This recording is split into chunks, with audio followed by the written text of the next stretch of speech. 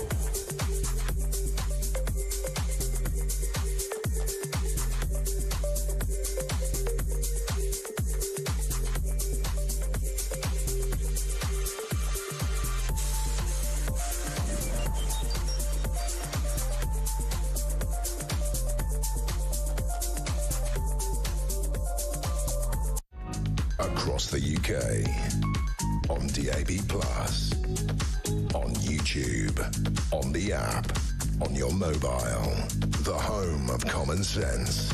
This is Talk.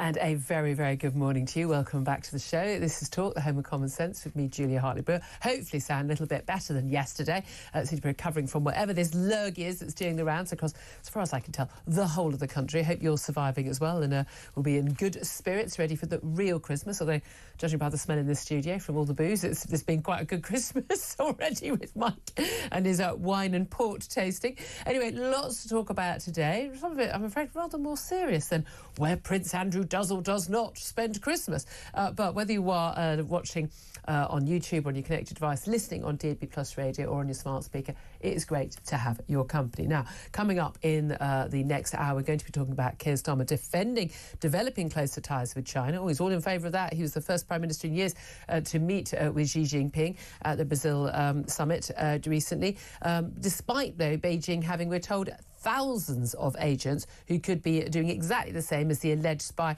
Yang Tengbo, who was unmasked yesterday. This is H6, who had befriended Prince Andrew. After the revelation, it has been confirmed that the Duke of York will not, along with his ex-wife Fergie, be joining the rest of the royal family for the traditional Christmas gathering in Sandringham.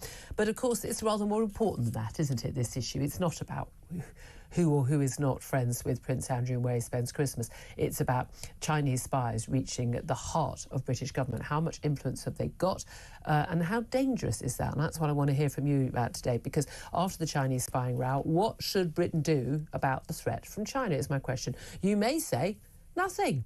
We're doing the same. We must be spying in China. If we're not, why aren't we? In which case, should we do anything at all? Do you think this is a big threat? What should Britain do, if anything, about the threat from China? Should we be breaking off ties? Should we be moving away from economic ties? Should we be trying to get closer to China? Tell me what to do. Give us a call on 0344 499 1000. You can text the word talk and then your message to 87222. You can also send us a message on X at Talk TV. Calls, of course, are charged at the national rate. Text costs £1, standard network rate message. We're also going to be talking about these Labour moves, which are just, you know it's coming. These moves to tie us closer in with the European Union. Of course, Keir Starmer never wanted us to leave, didn't actually believe that the democratic vote in 2016 should have been upheld. He campaigned against that for 3 long years, did he not? But Downing Street has refused to rule out now returning Britain to the jurisdiction of the European Court of Justice, the ECJ, as an EU body. It's for the first time since Brexit. That could be part of the price of the reset of relations with the EU bloc. Is that a price you're willing to pay? Certainly not one I'm willing to pay. Also going to be staying on the European side of the channel. Germany's coalition government has collapsed. This is after Chancellor Olaf Scholz lost a vote of confidence yesterday. The country's facing more elections in February, so that means the EU's 2 biggest countries are in both political and economic turmoil right now, Germany and France. But yeah, let's try and get closer with the EU because they're doing so well, aren't they?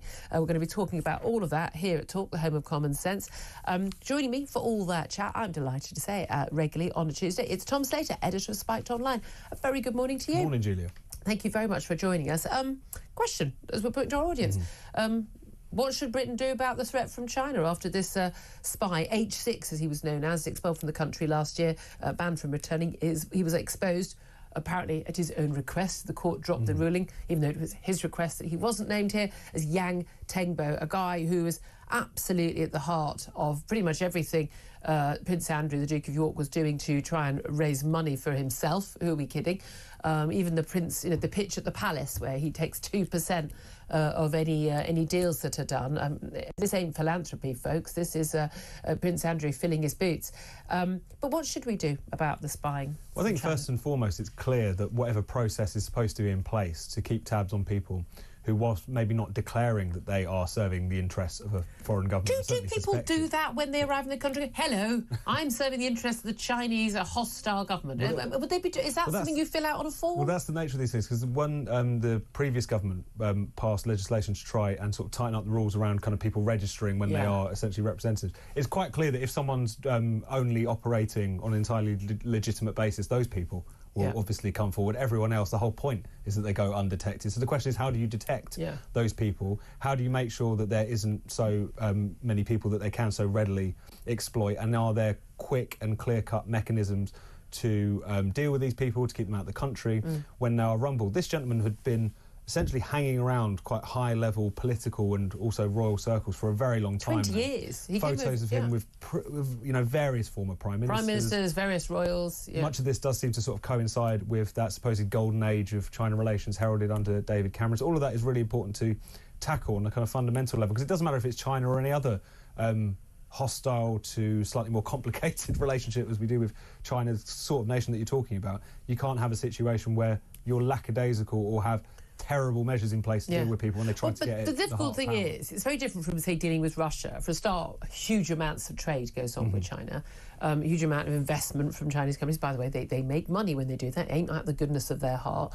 But also, crucially, we're not, engaged in any sort of warfare with China at the current time, but they are engaged in non-stop cyber attacks on us, non-stop cyber espionage, stealing from academic, scientific developments and technological developments from companies, from academia, spying on our political system, our economic system. I mean, they are a hostile nation state run by a murderous tyrant. I do think people need to stop treating China as if it's a normal country. It's a danger, it's a threat to our way of life. In the same way we talk about, Islamic State. Yes, they want us all to die. They think that we should all be converted to live under their rules or we die. Those are the two options. China pretty much wants the same thing. Different kind of ruling, different kind of world it would be, but that's what they want. They are a threat to our way of life, to our values, to the West, to our freedoms. And anyone who doesn't get that, frankly, ain't paying enough attention, in my view. But we're much more clear-cut about the Russian threat. Oh, you roll tanks into Ukraine. OK, right, you get sanctioned. Russians can't come to this country freely. We're not buying their oil. I mean, we just buy it once it's sold to India, then we buy it from India. Crazy, that needs to stop. But with China, we're just sort of, on our knees, sort of begging them, please, some more money. I worry that they are already, they've taken over academia, the amount of money that they throw. We've got the same thing with Middle Eastern oil states as well. They throw money at sport and whitewash themselves. The Chinese doing the same thing. They've done it across South America, against Africa, the Caribbean. They just throw a load of money, a load of investment, and then they sort of call in debts, and then they use this as a way of having a hold over people. I am very, very worried that a huge part of our establishment in this country is bought and paid for by the Chinese. They don't realise it. I'm not saying they're having secret clandestine meetings on benches in St James's Park and go, yes, I'm going to betray my country. I think there is so much money being peddled about that they don't even realise it. Well, I think the thing about China is the fact that whilst it might not be engaged in kind of hot war with the West, I don't think it's necessarily a case that this is a sort of product of us being overwhelmed by this rising global hegemony. Yes. It's got certain interests and it's keen to pursue them, and I think it's been very effective at exploiting Western weaknesses, even a willingness to, rather than say, to constantly kind of outsource building your infrastructure to a foreign country. That's always going to put you in a perilous position, particularly when it's dictatorship. Just sell off everything. And similarly, the questions of the amount of influence it's managed to exert across the world, which has left Western powers feeling slightly less, more diminished influence in certain parts of the world. That's because they did what many Western countries didn't do, is that they go to places in Africa and say, rather than give you lectures and build you compost toilets, we're going to build you roads and hospitals. So there are lessons to be learned from this. And it's quite clear that, of course, you need to deal with China with no illusions. People will have to deal with China. It is the rising superpower. But at the same time, having a look in the mirror and trying to recognise what advantages they have taken is often because of our own missteps and weaknesses. Yes, it's our own failures, absolutely. Well, Keir Starmer has been accused of sort of, basically getting too close to China, and particularly there are concerns over this big new super Chinese embassy near the Tower of London, where basically they want to have this epic, huge big block, which would be effectively Chinese territory inside the heart of London, in the heart of the city of London. And it's been rejected by the local council. Keir Starmer, after a conversation with Xi Jinping, calls it in. Now, calls it in means basically the government's going to decide, make the decision. Why would you need to do that unless you were going to override it? We're already seeing that power behind the scenes, these conversations behind the scenes happening that could have an impact. There's a big concern about the Chinese being able to do that. But he's basically been told, he should sort of toughen his stance on China. He's defended fostering closer ties. He's admitted he was concerned about the challenge posed by China, but doubled down on his policy, he says, of engagement and cooperating with the state. There is this really big thing about not offending the Chinese. well, you know what, calling them out for imprisoning 1 million Uyghur people. All these people who are so concerned about the Palestinian people, they all care about Muslims in Gaza, yet Muslims in China, not so much. And this particular government, because it has doubled down on the net zero agenda, which, as everyone knows, because of what a big player China has become in that whole kind of renewable energy, electric cars sort of pipeline, if you like, that there is an even greater incentive for them to be slightly less forthcoming with those criticisms than even the previous government, which also tried to maintain a kind of fudge position rather than take any particular stand on a lot of these issues. Absolutely. In terms of other international news, what do you make of this bomb that's killed a Russian general, Igor Kirillov? He's basically in charge of nuclear protection, nuclear defence in Moscow. He's died the day after he was charged with basically crimes involving using weaponry in Ukraine. He looks exactly, by the way, like if you're going to go, give me a picture of a Russian general. Yep. That's him, that's Igor. Obviously, the Ukrainians will find the fingers pointed at them.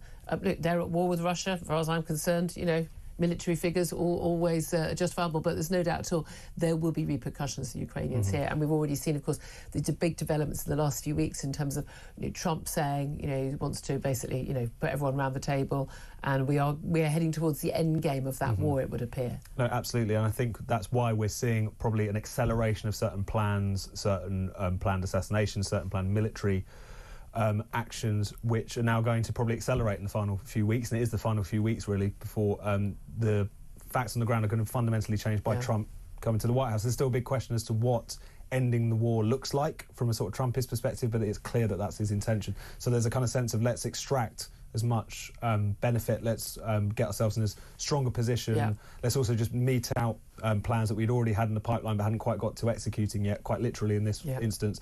I think we're going to see more of that probably in the coming weeks. Yeah, absolutely. Well, look, let's bring things closer to home. One of the things I wanted when I voted for Brexit in 2016 was to make sure that justice happened closer to home. I don't feel the need for any court to be higher than the highest court in my own land, where judges are appointed in a system. I mean, not entirely sure I'm very happy with the way judges are appointed, but at least it's not some random judge appointed by, I don't know, someone in Poland. But Number 10 has refused to rule out accepting the European Court of Justice's jurisdiction in some specific areas as part of an improved relationship with Brussels as part of the reset. Basically, turning us to the jurisdiction of the court for the first time since Brexit could be a key part of resetting our relationship. Now, that has got to be a red line, hasn't it? Because a key part of us voting for Brexit meant, you're coming out of the customs union, you're coming out of the European Court of Justice, you're coming out of freedom of movement, and I mean that's literally the whole point, isn't it? Absolutely, and you would think that this government had more sense than to try and reopen these questions. Really? Have you seen this government for the last 5 months? The way they're trying to do it is also incredibly sneaky. So they have been essentially trying to, as what they would call kind of depoliticise Brexit, which is what they mean, try to reverse it, but very quietly behind the scenes, passing legislation that would give them powers to align us closer with EU rules, now reopening the question of European Court of Justice jurisdiction. This is obviously the direction of travel. And it's they're a bit sodding brave about doing this, given where they are in the polls, given the mandate they don't have in terms of percentage of the electorate who voted for them. Yes, we've got the MPs, no doubt, it's a completely democratically elected government, but they don't have a mandate for this. This is just their own personal mission, isn't it? No, absolutely. I mean, they went into the election just saying we need a few agreements around the edges, we need a veterinary agreement. Of course we won't backtrack on Brexit. We just need to polish what we've got as much as possible and then move on. And yet we all knew that wasn't going to be left at that, because this is what they believe in. Keir Starmer is a legalist. He believes in kind of these international, unaccountable institutions. He thinks that's the best way in which politics is done. Well, that's can't the trust one the through voters. line of what he has. You can't trust the voters. Absolutely. They vote for things you don't agree with sometimes. He's the quintessence of that kind of worldview, and I think it's natural that he's going to reopen all of these different questions. I'd love to hear your thoughts on this as well. Do get in touch on this. How would you feel about us being, we talked about it as well on the show yesterday, but this, Brexit being undermined by the back door, depoliticising it, i.e. Completely, as John says, undermining it, going back into the jurisdiction of the European Court of Justice. It's not a British court. I don't see why it has any jurisdiction over us. I mean, full stop, end of. We're not in the EU. Last time I looked, we might be by the end of this 5-year term of Labour government. I'd love to hear your thoughts on that. Is that a red line for you? Or do you think that Labour's got a mandate for that? Because they were very clear that, they've always thought that we should have closer ties with Europe. How close exactly? Do give us a call. 0344 499 1000 is the number to call. That's 0344 499 1000 as well. Let's also talk about Nigel Farage, linked, of course, to Brexit, as always. He's criticised, quite rightly, two-tiered justice after the OnlyFans model tart. I'm sorry, you're not a model because you get your boobs out for random men online. That doesn't make you a model, darling. You're not on a catwalk, sweetheart. But this OnlyFans model, Victoria, I really don't like this woman. I can't express how much I don't like this woman. Victoria Thomas Bowen, she's the one who threw that banana milkshake out over him, didn't get a jail sentence. Now, should one necessarily get a jail sentence for that? That's the question mark. There's a lot of discretion that judges have. But bearing in mind that, this was an unprovoked attack, this was an attack on a politician, a lot of people pointing out, and I think people are right to say, this is an attack on our democracy. You can't attack politicians going out and about campaigning in an election, because just in the same way the Southport riots, there was an argument, certainly the people who were actually involved in the riots, people sending tweets, but the people involved in the actual riots, you need to send a message. No, not going to happen. Okay, why is that message, given that we've had 2 MPs stabbed to death, for God's sake, why is that not a message? In a room of 100 people, 99% are left-handed. Stuff How many left-handed people candidates have to leave there is the a very room real danger to here bring that that percentage percentage sort of open season, down and also if to it becomes a sensitive open season for 98%. certain kinds of politicians. And your 30 that's the other thing about this seconds case. So as you said, there's a debate that can be had about how harsh a punishment should be. What is the right measure? What is a kind of analogous case that we could look to and see what we can measure it against? But then, not least because the particular district judge in this case, Tan Ikram, has been previously accused. Accusations, I'm sure, that he would firmly rebuff, of some level of political bias. He famously locked up a police officer for sharing racist, disgusting jokes on WhatsApp. But private WhatsApp groups. But he spared the famous paraglider girls, the supposedly pro-Palestine protesters who had the paraglider pro-Hamas stickers on their backs. He spared them jail. Well, he said you crossed the line, but it would have been fair to say that emotions ran very high on this issue. Yes, they were celebrating people, terrorists, murderers and rapists coming into a music festival, murdering and butchering and raping people and taking... But emotions ran very high. Yeah, so it was absolutely OK, apparently. You can celebrate racism in public, just not in private, seems to be the summary of what he's saying there. And it has led to questions about whether or not, if he's willing to practice kind of two-tier justice in this case, would the same apply in this case? So, well, exactly. But also, he extraordinarily... I mean, he didn't send to jail that time, but there definitely seems to be a... put it this way, a political slant to his views. Sarah Jane Baker, a man who identifies as a trans woman, he was actually out on licence while serving a life sentence for attempted murder, kidnapping and torture. Lovely man. Last August, Ikram heard his case, in which Baker had told an audience of trans activists in London, if you see a TERF, punch them in the effing face. This judge ruled that was not criminal speech. So a private message, okay, even a racist, sexist, homophobic, horrible, nasty message sent in private in a WhatsApp group, that is unacceptable. But celebrating a massacre of Jews, talking about punching women, a man talking about punching women in the face, that's not hate speech. This man has some serious issues as far as I'm concerned, but he is fully and utterly on board with this whole sort of diversity, DEI culture, isn't he? I mean, which is where our judges are now. So if you think you're going to go to court to get a bit of quiet sanity, judges are no longer representing. You can't become a judge. He's the guys on the board of the judges who agree other judges. You can't become a judge unless you sign up to this madness. That's what's going on. Again, that ideology, critical race theory, trans ideology, I would say also anti-Semitism, because that is a crucial part of the DEI. It is part of it now. That is absolutely infected every part of our establishment, including our courts, which is a terrible thing. But there's no doubt at all. I mean, I can live with her not going to jail, but people writing tweets would go to jail. And that is where we've got two-tier justice. And you know perfectly well, if she had milkshaked, a Labour candidate, there's no doubt at all in my mind that she would have gone to jail. But but because it was Nigel Farage, he's fair game, which is that tells you everything about what's going on in our courts today.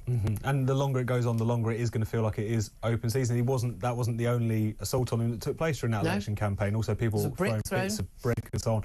This is something which is going to continue. The more that there isn't clear-cut justice, but also clear-cut condemnation and not two-tier outrage, depending on which politician is being assaulted. Absolutely.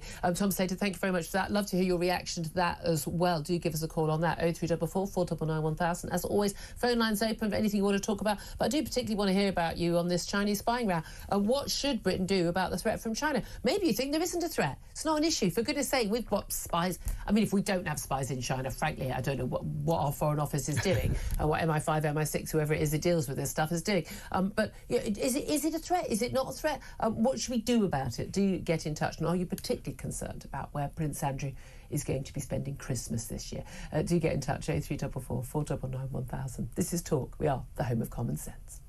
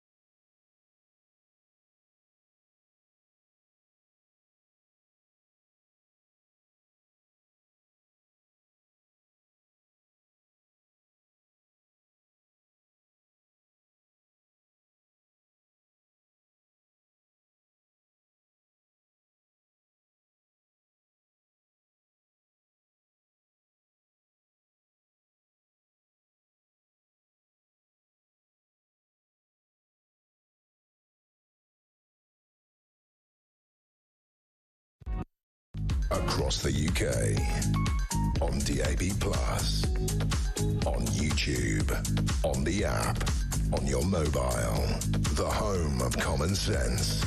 This Very good morning to you. This is Talk, the home of common sense, with me, Julia Hartley-Brewer. Tom Slater is still with me. Let's get straight to your phone calls. And interestingly, I thought this was probably what happened. You want to talk about the Brexit betrayal yet again. I'd love to hear your thoughts on all the topics we're talking about. Nigel Farage and that we talked about on the show yesterday, and the two-tier justice in terms of sentencing for his attacker, but also the Chinese spying row. What should Britain do, if anything, about the threat from China? Just some breaking news about this is lawyer Christine Lee. Now, MI5 had said that Christine Lee had engaged in political interference and activities for a branch of the Chinese Communist Party. She has lost a legal challenge against the security services at the Investigatory Powers Tribunal. So I don't know what that it means for her, whether she is going to be ordered to leave the country or not. We'll try and get some details on that. Right now, though, let's go to the phone lines. 0344 499 1000 is the number to call. It's in particular about you possibly returning to the jurisdiction of the European Court of Justice as part of the whole sort of Keir Starmer reset, as he calls it, with the EU, but basically ending Brexit by the back door. Let's go to Andrew, who's in Hertfordshire. Hello, Andrew. Good morning. I hope you're very well. Your voice seems a lot better today. Yeah, yes, sorry about that. The last week it's been a bit on the gravelly side. Andrew, what do you want to say?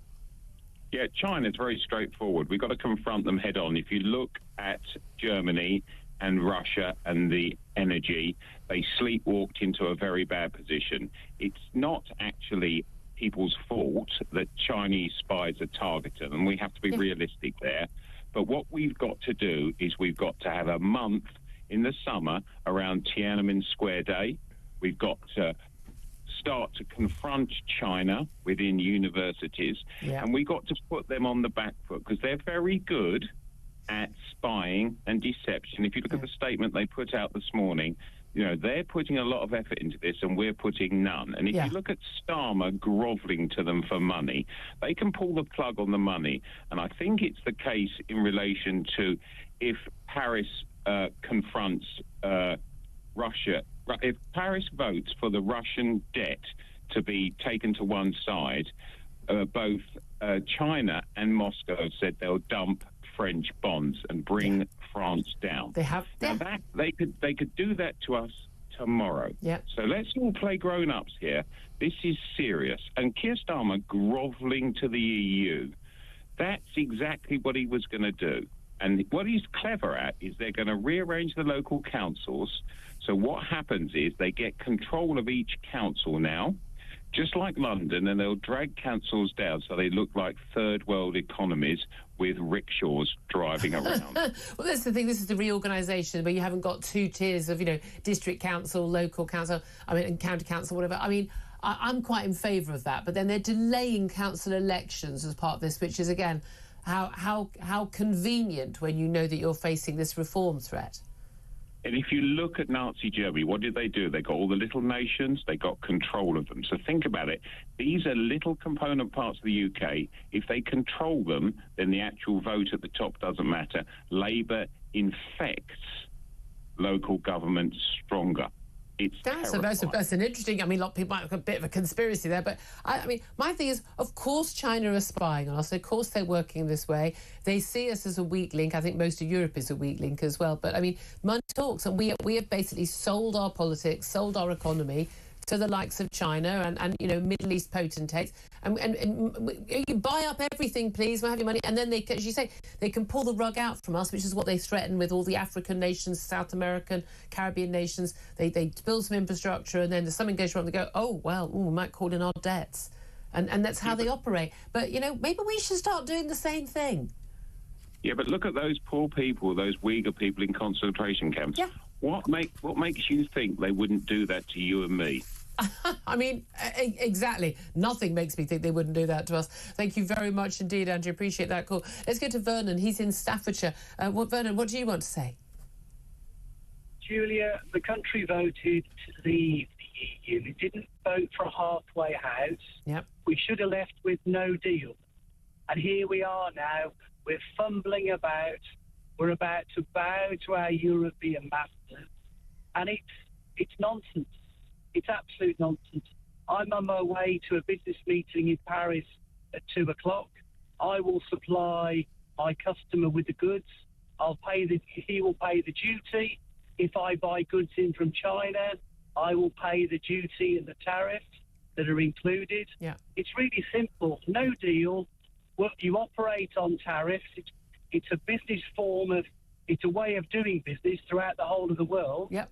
And unfortunately, Keir Starmer now, Julia, he's probably worse than Putin, I have to say. In what way? Because you're in a situation Well, every way. On January the 20th... I mean, it's not... I mean, I don't have much time for Starmer, but I don't think, last I heard, that he's actually a murderous, tyrannical dictator. Well, he's doing a lot, Julia. On January the 20th, we've got conveniently 3 court cases. The people in Manchester, they haven't been taken to court yet. Yeah. He wants to rearrange council elections. He wants mayor all over the country. He's never here. Immigration is off the scales. Yeah. Julia, this is all very frightening. He's not a good prime minister. I can agree with that. I don't think it's like when people. I don't think people need to compare someone to Putin or the usual Ken Livingstone style Hitler. To make the point. But Vernon, I really appreciate your call. Thank you very much indeed.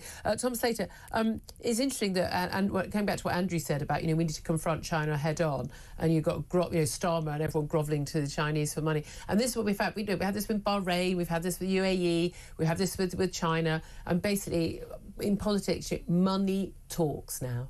No, absolutely. But also I think it's about having a clear sense of your own potential vulnerabilities and not outsourcing that to other countries or to foreign businessmen to such a degree that you just leave yourself in a precarious position. I mean, the fact that we're in the process of selling the post office to a Czech oligarch doesn't strike me as particularly sensible, even though the Czech Republic is not a country that we have necessarily too much problems with. So it's just one of those things of, yes, there are the kind of facts of geopolitics. China is this enormous rising power. It's something which, because it has been basically handed the kind of role of the manufacturing hub of the world, that it's going to press that particular strength that it has. But at the same time, people should just be sensible and take the kind of measures as a country to protect your own interests that you would take against any kind of foreign power. Yeah, indeed. But I just don't trust the politicians to be able to do any of this sensible stuff. We'll talk about all of this up next in just a couple of moments with Sir Ian Duncan-Smith. Of course, sanctioned by the Chinese government for speaking out against them. We'll talk to him up next. This is Talk, the home of common sense.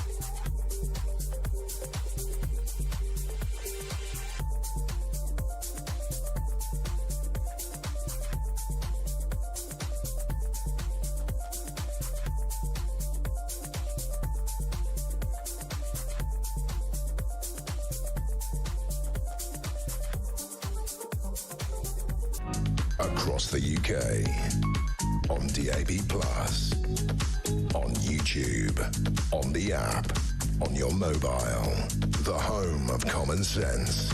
This is Talk. This is Talk, the home of common sense, with me, Julia Hartley-Brewer. Thank you so much for your company. Tom Slater's still with us. Delighted to be joined now by Conservative MP, former party leader, Sir Ian Duncan-Smith, to talk about where we are with China and indeed a bit of Brexit too. Sir Ian, thank you for joining us. You, of course, have been very clear about where we should stand with China, which is why you are one of the number of MPs sanctioned by China. I'm not sure a country you'd feel safe to go to anyway without that sanctioning. But, I mean, there's a lot of pressure on the Prime Minister to really kind of step up, toughen his stance with China. There's a lot of concern that we're talking about thousands of spies, such as Yang Tengbo, H6 as he was known until yesterday, getting close to people like Prince Andrew, getting photographs with the, the two prime ministers and another member of the royal family, and basically getting to the heart of the British establishment. First of all, how big is the threat? And second of all, what should we do about it? Well, yes, Julia, thank you for coming me on. I think the main problem is to understand that China poses the single greatest threat that we face at the moment since the Cold War. It's not me that's saying that alone. President Xi of China has made it very clear his ambition is to be the powerful nation that can dictate to others. He's talked about the last 200 years as an aberration in democracy. He's made the very simple point that the right form of government is his form of government, that democracy is just a passing fad, and that in actual fact people are happier when they're told what to do rather than them having choices about who governs them. He's clear about that. He's set a target to build up his military. I'll give you a fact which is quite interesting. Right under our eyes, China has about 230 times the capability of the United States to build ships, naval ships at the moment. One shipyard in China builds at the moment more naval ships than the United States of America. One shipyard. They're doing this in open view, and their view is to have a navy that can compete directly with the United States and probably beat it. And the army is being built up as well. It's probably the largest army now in the world, and it's growing in strength and potency. So those military aspects go on. In the meantime, domestically, China practices genocide on the Uyghur in Xinjiang and using them for slave labor. Loads of Tibetans, 250,000 of them, are at the moment in incarceration camps who are being used as forced slave labor. I'll give you a very good example of what goes on. That they are the biggest organ harvester in the world. They do this through the executions. They sell more organs to everybody else. And, of course, they export solar arrays and everything else to do with net zero to us, which has got slave labor components. And we now discover, of course, they were shipping tomatoes via Italy that had slave labor again from Xinjiang. So the list goes on, and they are a distinct threat. Yeah, I mean, this is the thing. They are a distinct threat. You've been talking about this for a long time. We've been talking on the show about this, but it seems the establishment is just still a bit starry-eyed about any amount of money. And of course, we see their roots, their tentacles reaching into the whole of academia and to our establishment. And again, we know that someone like Prince Andrew, a useful idiot for countries like China, and indeed many of the sort of rather questionable billionaire figures from various countries around the world. I mean, basically, He's never met a dodgy billionaire he doesn't like. Should we put it that way? But he's an easy target. But that has enabled people like this spy, Yang Tengbo, so alleged spy, to get his tentacles in. Talk about the threat now. Look, I'm assuming that we are also spying on China, and that we've got British people over there, or people who bought and paid for, or whatever, in China doing similar work. Why should anyone be worried about that if we're doing exactly the same? I'm assuming the Chinese are, the French are, and everyone else is as well. Yeah, listen, of course we have to be careful, and our national security requires that we know what people are up to. But China is on a whole different scale. So the real threat comes from this huge organization, and it's just astonishing. 40,000 people in it. They have networks all over the world. And they have huge networks in the UK. There are many, many Chinese students, pretty much taken over most of the foreign student population in our universities. Yeah. And many of them are postgrad students, and many of them come from security universities in China. And they often, as we've discovered, have ended up on defense contracts as postgraduate students. Huawei have set up their headquarters in Cambridge. And what is interesting about that is we said that Huawei apparently was a real threat, which is why we couldn't award them the 5G contract. Yeah. But they've got their headquarters still here. Why does a company that's considered a threat allowed to sit right beside... Well, this is the thing. So, MI5, MI6, the security service, everyone believes them to be a threat. We're constantly told this, So why is nothing being done? And as I put to you earlier, what should we be doing? Well, we should be ferreting out all these individuals from the United Front because their task is to get close to the establishment, political establishment and others. The very idea that a member of this organisation should have been allowed to get close to a member of the royal family without the security forces saying, hold on a second, what the hell is this bloke doing there? And I'm pretty certain they were already tracking him. Yeah. So the point when they know that this guy is sort of basically part of the pitch at the palace, the Prince Andrew's, his entrepreneurial scheme, which he used the palace's name and actually the palace itself for these events, even though he was actually on the take on it himself. It wasn't philanthropic. He was taking 2% of any deal. But so security services would have had suspicions about this guy. He's meeting people at the palace. He's got these roles. Why wouldn't, or do you think it might have happened and was ignored? Someone, they go to the palace, they say to Prince Andrew, yeah, you need to drop this guy because this guy is definitely dodgy. Why wouldn't that have happened? I do not know, other than they might have been tracking to see who else he was in contact with for a while, and I can understand that. But eventually they decided to kick him out. But the main point was, you leave him talking. And in fact, the members of the royal family have gone to China, and he's one of them, the Duke of York. And, of course, while he was there, he was shepherded by this individual as well. So all of this is part of it. But, it's the tip of the iceberg, really. There's just huge numbers of individuals. You've got illegal police stations threatening dissidents with their families on television, being threatened they're going to arrest them and they'll do hard labor, etc. All of this stuff goes on.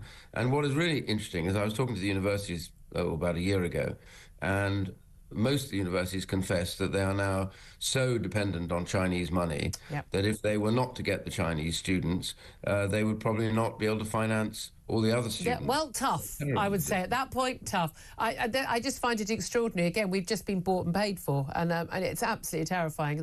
And China, it's a deliberate policy by them. I don't know if we're going to resolve this anytime soon, and I'm certainly not sure. I mean, I think David Cameron and George Osborne were totally on their knees to China. I think Keir Starmer's going to be it as well. In terms of our economy and so much of the rest of Europe. And we've sleepwalked into this, despite people like you talking about this very openly. Do you also think we're going to be sleepwalking back into the EU? There's lots of talk now about us going back in under sort of by hook or by crook by Keir Starmer. Of course, spent 3 years trying to campaign for the EU referendum result to be overturned by another referendum before it had even been enacted. Now talk about us going back into the European Court of Justice as part of a reset of EU relations. What do you make of that? Well, it would be a disaster, and it would be a terrible blow to those who voted for it. Can we stop it? Yeah, we have to stop it. How can we? He's got a massive majority. Well, what's become very obvious now is everything he said beforehand was simply not true. Yeah.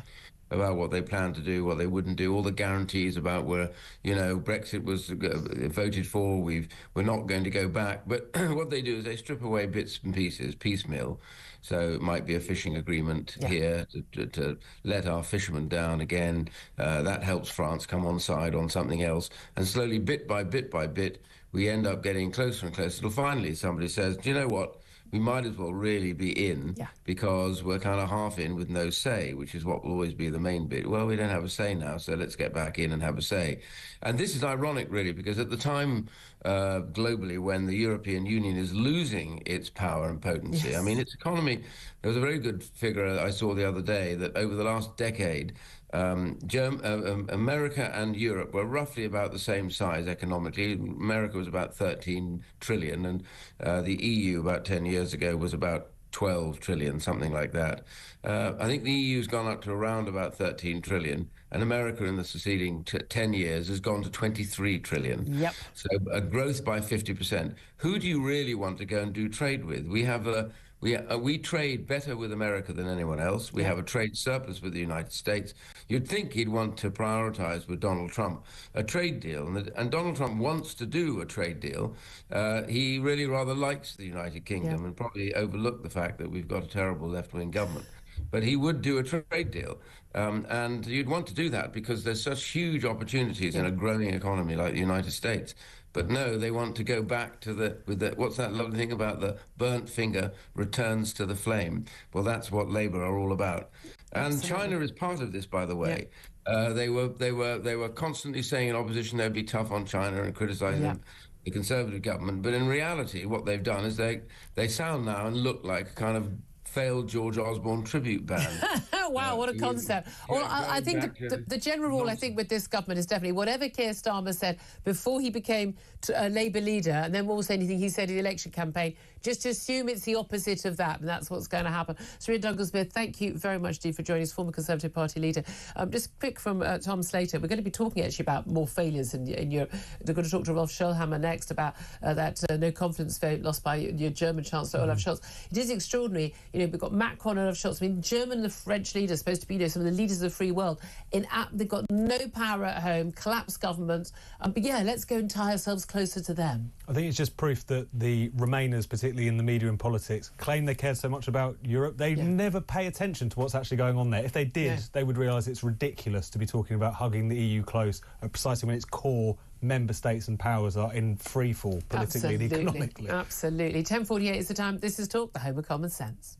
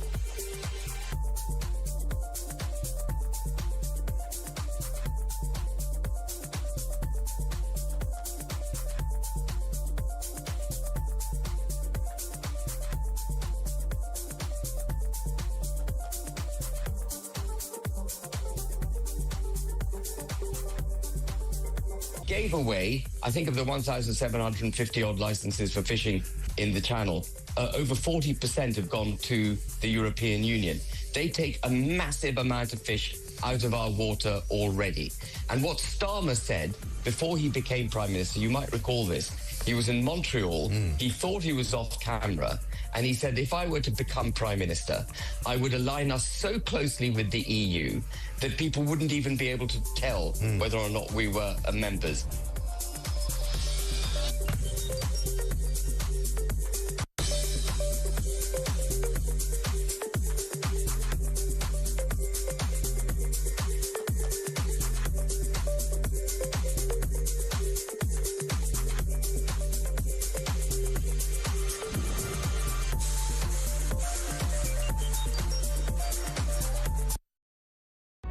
Across the UK, on DAB+, on YouTube, on the app, on your mobile, the home of common sense.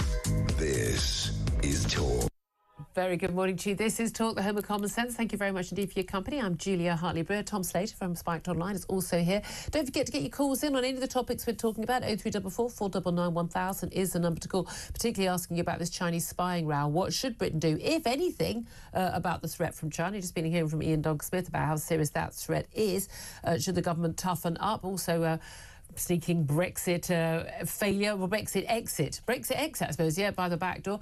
Keir Starmer and his Downing Street press officers refusing to rule out us rejoining the European Court of Justice. I mean, They're going to undermine Brexit, do it by the back door. Are they going to get away with it? And how do we stop it? Love to hear your thoughts on that. As I say, the number to call, 0344 499 1000. Among the very good reasons not to join the EU again, by hook or by crook, is also the fact that the EU is in a terrible state. As we saw, a lot of disunity in the early months of the Ukraine war, but also the abject failures of two of the major governments. We've seen the collapse of Macron's government. He is on his fourth Prime Minister this year in France, with the collapse of the French economy just at any moment now. And also the same for Germany, their industrial base collapsing, their economy collapsing, and now their government collapsing. Elections very soon after a vote of no confidence in the Chancellor Olaf Scholz. Let's talk about this with Ralph Stolhammer. He's a political theorist and a professor at Webster University in Vienna. A very good morning to you. Good morning, Julia. Thanks so much for joining us. So, listen, for those of us who don't spend our days following German politics in great detail, what's happened to this so-called traffic light coalition? Well, so the German government collapsed, but it was quite interesting. You mentioned it in your introduction, that more or less from France to Germany, significant parts of Europe have become ungovernable. And the reason for this, I believe, is we experienced what I call the Barack Obamization of continental European politics, which is that it's only the voters who can disappoint the politicians, but never the other way around. Although I would say you see this partially in Britain as well. And it's also a little bit, I have to admit, the fault of the voters, because you have like 20-25% who are willing to give new political movements a chance. But a good 70%, for whatever reason, it seems that they have fear of their own courage when it comes to actually, going to the voting booth. And then they say, let's try it with the old guys who drove the car into the ditch. Let's give them another chance. And that's really the problem. That's the difference, as Mr. Ian Duncan said, or Sir Ian Duncan said before, but I think that's the difference. But that is different. With our first past the post system here, very different voting sort of power that you can have as an individual voter from the proportional representation you have in elections in France and Germany, say. I think that's true, but on the other hand, the people know what's at stake. Yeah. So you're absolutely right. You're absolutely correct. But at the end of the day, everybody knows the rules of the game. And as we saw in the United States, remember, during Barack Obama, we were told that, there will never be a Republican president again in the United States because the way the system, the electoral college, everything is set up, it benefits the left, it benefits the pro-migration party, it benefits Democrats. But then people said, you know what, this is not working for us, and they switched their allegiance. Yeah. I think that in Europe, not enough people are willing to do it. By the way, that's unfortunately also true in the UK. I'm not saying who is the answer, because I have my issues with all parties. Yeah. But the willingness to say we'll try something new. But specifically going on what's happened in Germany. Yes. You've had this coalition, this traffic light coalition. Well, the German elections would have taken place in 2023 anyways. They would have been in the fall, and now they're in February, because the smallest partner of the coalition government, the Liberal Party, the so-called Free Democrats, every poll shows that they will not pass the 5% threshold, so they will not make it into parliament at all. Right. So they started to panic, and they found the backbone when it became ever more clear that they probably will not be represented after the next election. So there's a lot of attempted gamesmanship going on. But the most interesting part was yesterday, after there was the vote of no confidence for Chancellor Scholz. He gave a speech basically saying, I don't understand what's going on. We did such an exceptional job. We were stabbed in the back after doing the best for the German people. So just an abject, complete lack of understanding of what's happened. But this is the fascinating thing. Again, we've seen in Germany, again, with European elections. We saw in France, we've seen in other countries, Austria, your native Austria as well, where we are just seeing more and more parties on the right, often deplored as the far right. Now, some of these parties have some pretty questionable views, in my view. An awful lot of them are simply representing majority opinion on issues, things like immigration, but also net zero. But all of this ties into not just cultural values, but also, crucially, the economy. Now, Germany for years has been the economic powerhouse of Europe. But they have hugely high energy costs. They were very reliant for so many years on Russian gas. That got switched off, and then it's all gone very badly wrong since. They've also totally fully engaged on the net zero drive, and their economy, once a powerhouse, now a basket case. That has implications for the whole of Europe, doesn't it? No, I think you're right. And just if you allow me a little comparison, what you say is absolutely correct. But look at it from this perspective. Imagine you need life-saving surgery, but the only surgeon who can do the procedure, also happens to cheat on his wife. So you might say, my God, that's a horrible human being, but he's the only one who knows how to save my life. And that's a little bit the situation I believe we see in continental Europe with these so-called hard right, far right, whatever parties you want to call them. I think in all the issues that matter, in order to ensure the survivability of the nations of Europe, they are right. Yes, they say occasional things that I disagree with. Yes, they have the occasional disgusting or unsavory party member. But on all the major issues, they tend to be correct. So for me, they are like this kind of surgeon who might be, morally abhorrent, but he's the only one who knows how to hold the scalpel and save the patient. And Europe is a patient at the moment that needs saving. And people are holding their noses and doing that. So the next elections could be early in the new year. Who do you think's going to end up being Chancellor of Germany? Well, they already kind of said it. I mean, the leader of the CDU, the Conservatives, Friedrich Merz, will most likely be Chancellor. But he already said he's only going to enter into a coalition with either the Greens or the Social Democrats. So this is going to be a continent. So this is effectively, again, it's like Conservatives going to coalition with the Labour Party. Precisely. We had this conversation almost 2 years ago, Julia, when we said the problem is, and that's true with net zero, but also with general politics, it's like a car driving towards a cliff. Yeah. And the people say, turn the car around. But what's happening in Germany and other parts is, it's a, you know what? We take the foot off the gas just ever so slightly, but the direction is still the one that's going to lead you over the cliff, and that's the big issue. Absolutely. Rav Scholhammer, thank you very much indeed for joining us. Tom Slater, I mean, it's amazing, as you mentioned a little bit earlier, very wisely, Keir Starmer totally obsessed with us getting back in with Europe. That's where our future lies economically and politically, when in both grounds, the powerhouses of Europe are completely and utterly failing. And on the same grounds, I think that this government's going to fail on immigration and net zero, both of which are driving an end to our nation's culture, cohesiveness, but also our economy. And Olaf Scholz is a deeply unpopular, deeply uncharismatic centre-left leader who has just been brought down by a mix of his own Green and his Green zealotry and arrested population upset about immigration. If that sounds familiar, Keir Starmer should probably very familiar, doesn't it? But no one seems to be willing to learn the lessons. I mean, Macron's a completely different character because it's just all Macron, ego, isn't it? But it is extraordinary. And again, at a time when we're facing these threats from Russia, threats from China, we've got instability to the extent in America, waiting for Donald Trump to take office. We need to have some coherence and some people we can deal with, and no one knows who's in charge. And that is quite a big issue. And you don't have the gravitas. I mean, God, Angela Merkel made a lot of mistakes, but at least, you knew she was in charge. It's absolutely fascinating. And again, this stuff, you think it doesn't matter? It impacts us because it impacts our economy. This is Talk. We are the home of common sense. Back after an update on the news. Plenty more to come. This is Talk.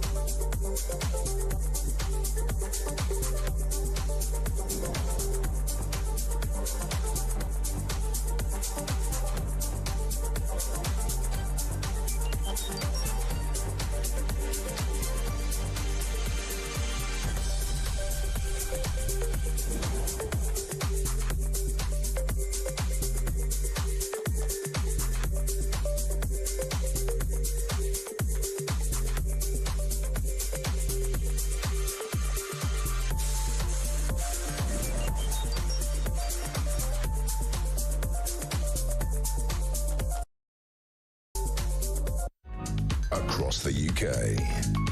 On DAB+, on YouTube, on the app, on your mobile. The home of common sense. This is Talk.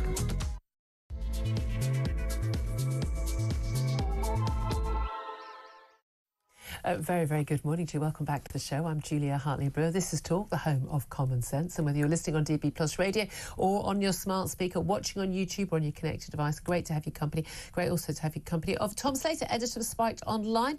Very, very good morning to you. Nice to have someone in the studio who's not ill.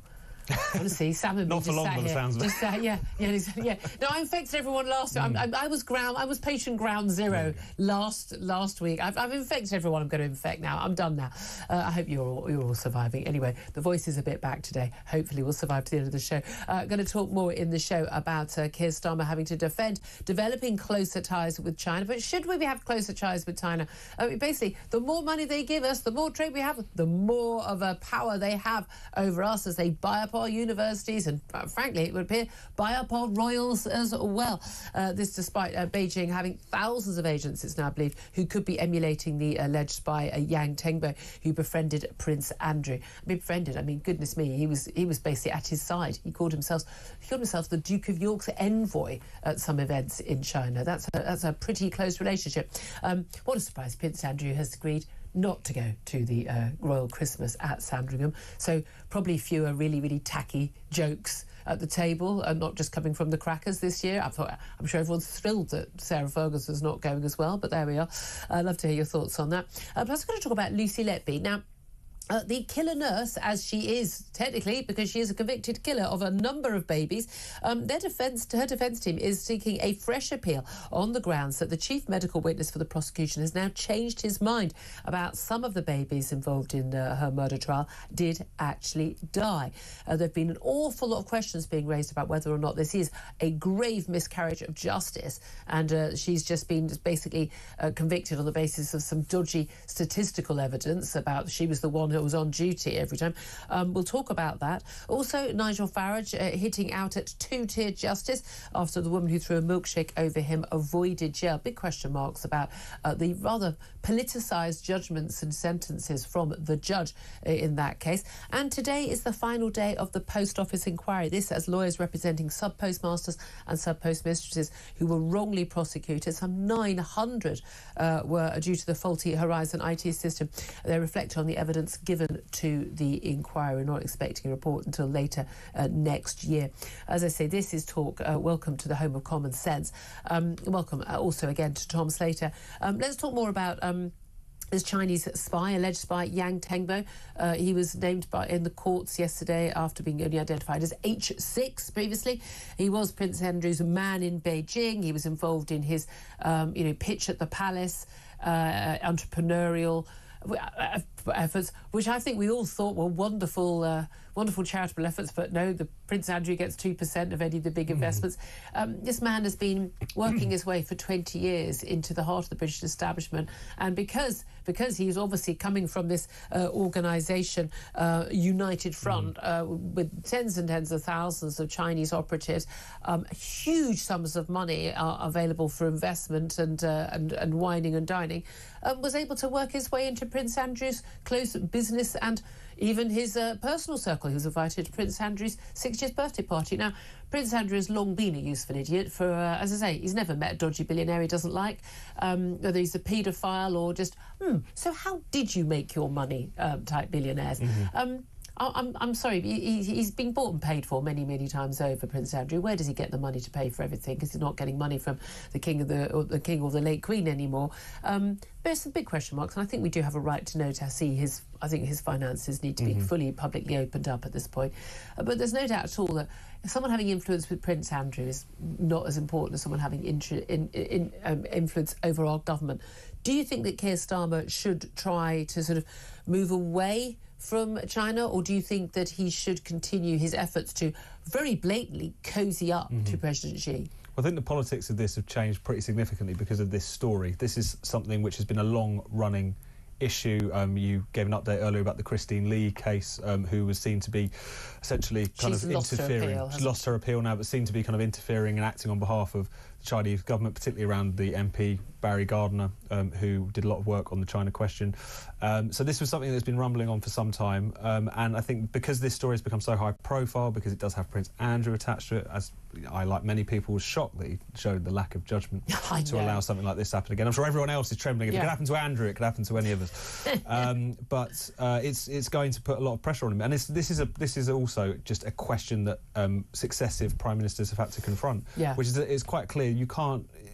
There's one will always have to do business with China. One will always have to deal with China. It's the second biggest economy in the world, and it's where we get all our cheap stuff from. But as with dealing with any country, you wish they wouldn't do it in such a way that would leave them open to situations in which the national interest isn't properly served. Let's just let them buy up our universities. Let's let them to bar for politicians, and the fact that anyone, Cameron, Osborne, and everyone thought it was a good idea. Yeah, let's let a Chinese company, Huawei.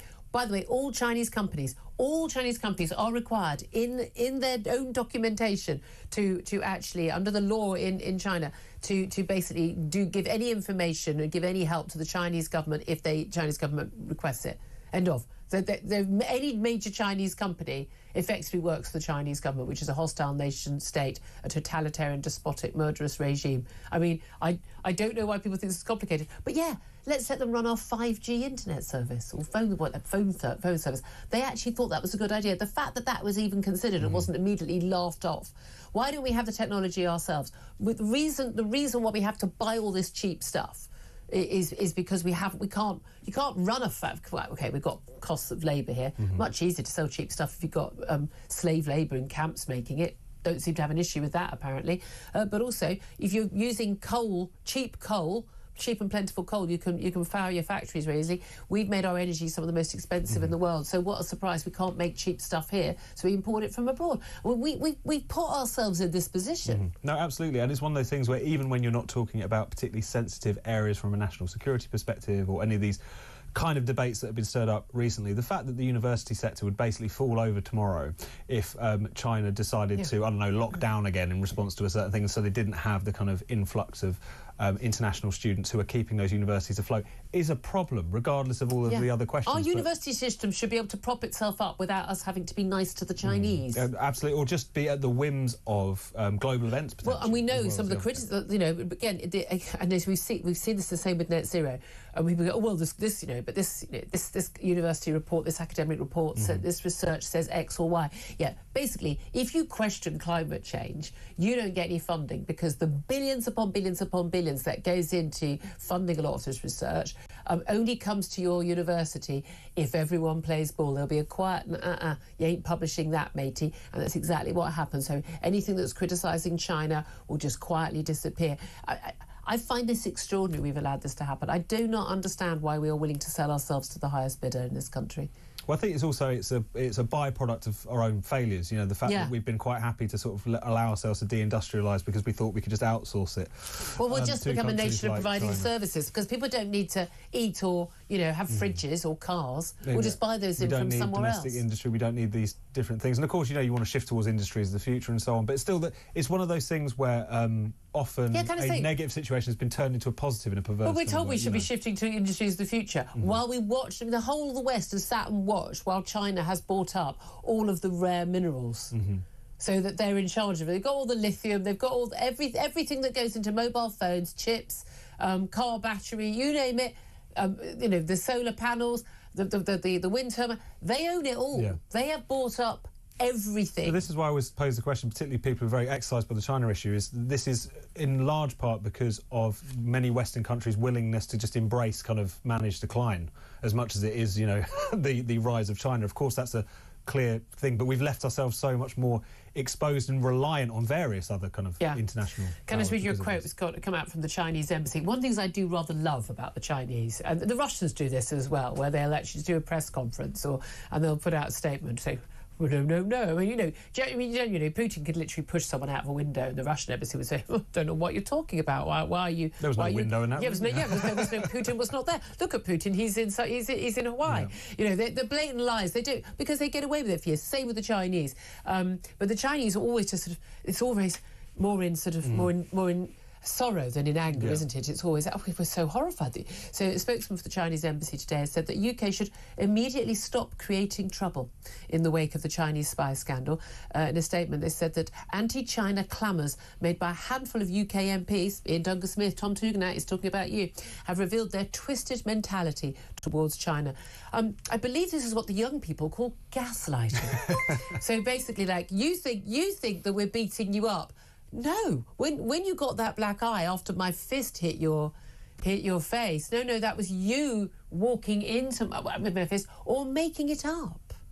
And that's what they're saying. I mean, it's but you know, this is to be expected, isn't it? It'll be what the big question, I suppose, is like how, as you say, Starmer responds to this, and whether the politics of it changes at all. Do you think Starmer is in a position? Now, again, Starmer, no one has a higher opinion of Starmer's intellectual abilities than Keir Starmer. But do you think he's up to dealing with the likes of Xi? I mean, Xi can run. I always think they think Putin and Xi are going to run rings around this guy. I mean, there has always been that tendency of British political leaders to kind of slightly overestimate their own sort of stature on the world stage. But when he did go and meet Xi Jinping recently, it did look like a world leader meeting a kind of parish councillor, really. Yeah, it just in terms of the optics of it. He doesn't, and just as an individual, Keir Starmer doesn't command much authority, let alone, you know, the UK's broader place in the indeed. Well, I want to hear your thoughts on all of this, please. After the Chinese spying row, what should Britain do about the threat from China? If anything, you might think it's not. You might just think, I don't get what the big deal is. I think you're wrong in thinking you don't get what the big deal is, but I'd love to discuss that with you. And if the Chinese embassy is watching or listening, do get in touch as well. I'd love to have a chat. Give us a call, 0344 499 1000. Text the word talk and your message to 87222. Get in touch with us on X at Talk TV. Calls are charged at the national rate. Text cost £1, standard network rate message. Now, everyone's also very exercised about this bombing that killed the Russian general Igor Kirillov, who looks exactly like, genuinely, if you were doing Hollywood casting. Can I have someone to please come in to play the role of a Russian general called Igor Kirillov?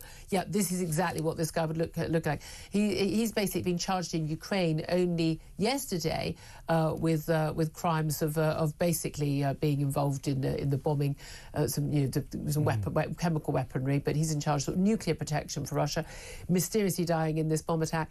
I mean, should we be concerned about this escalating?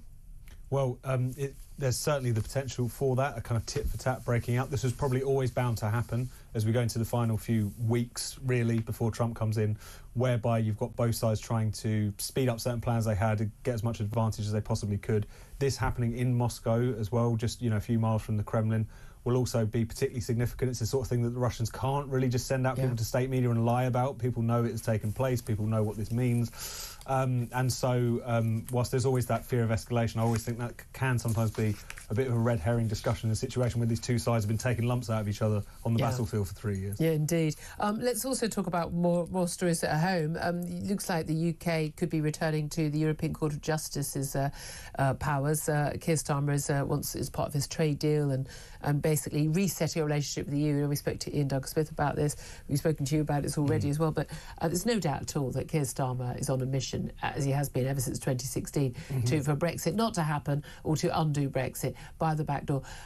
I think he's going to do this. I think it's exactly it's what the civil servants want, it's what the Foreign Office wants, it's what most of the Labour Party want, the Lib Dems as well.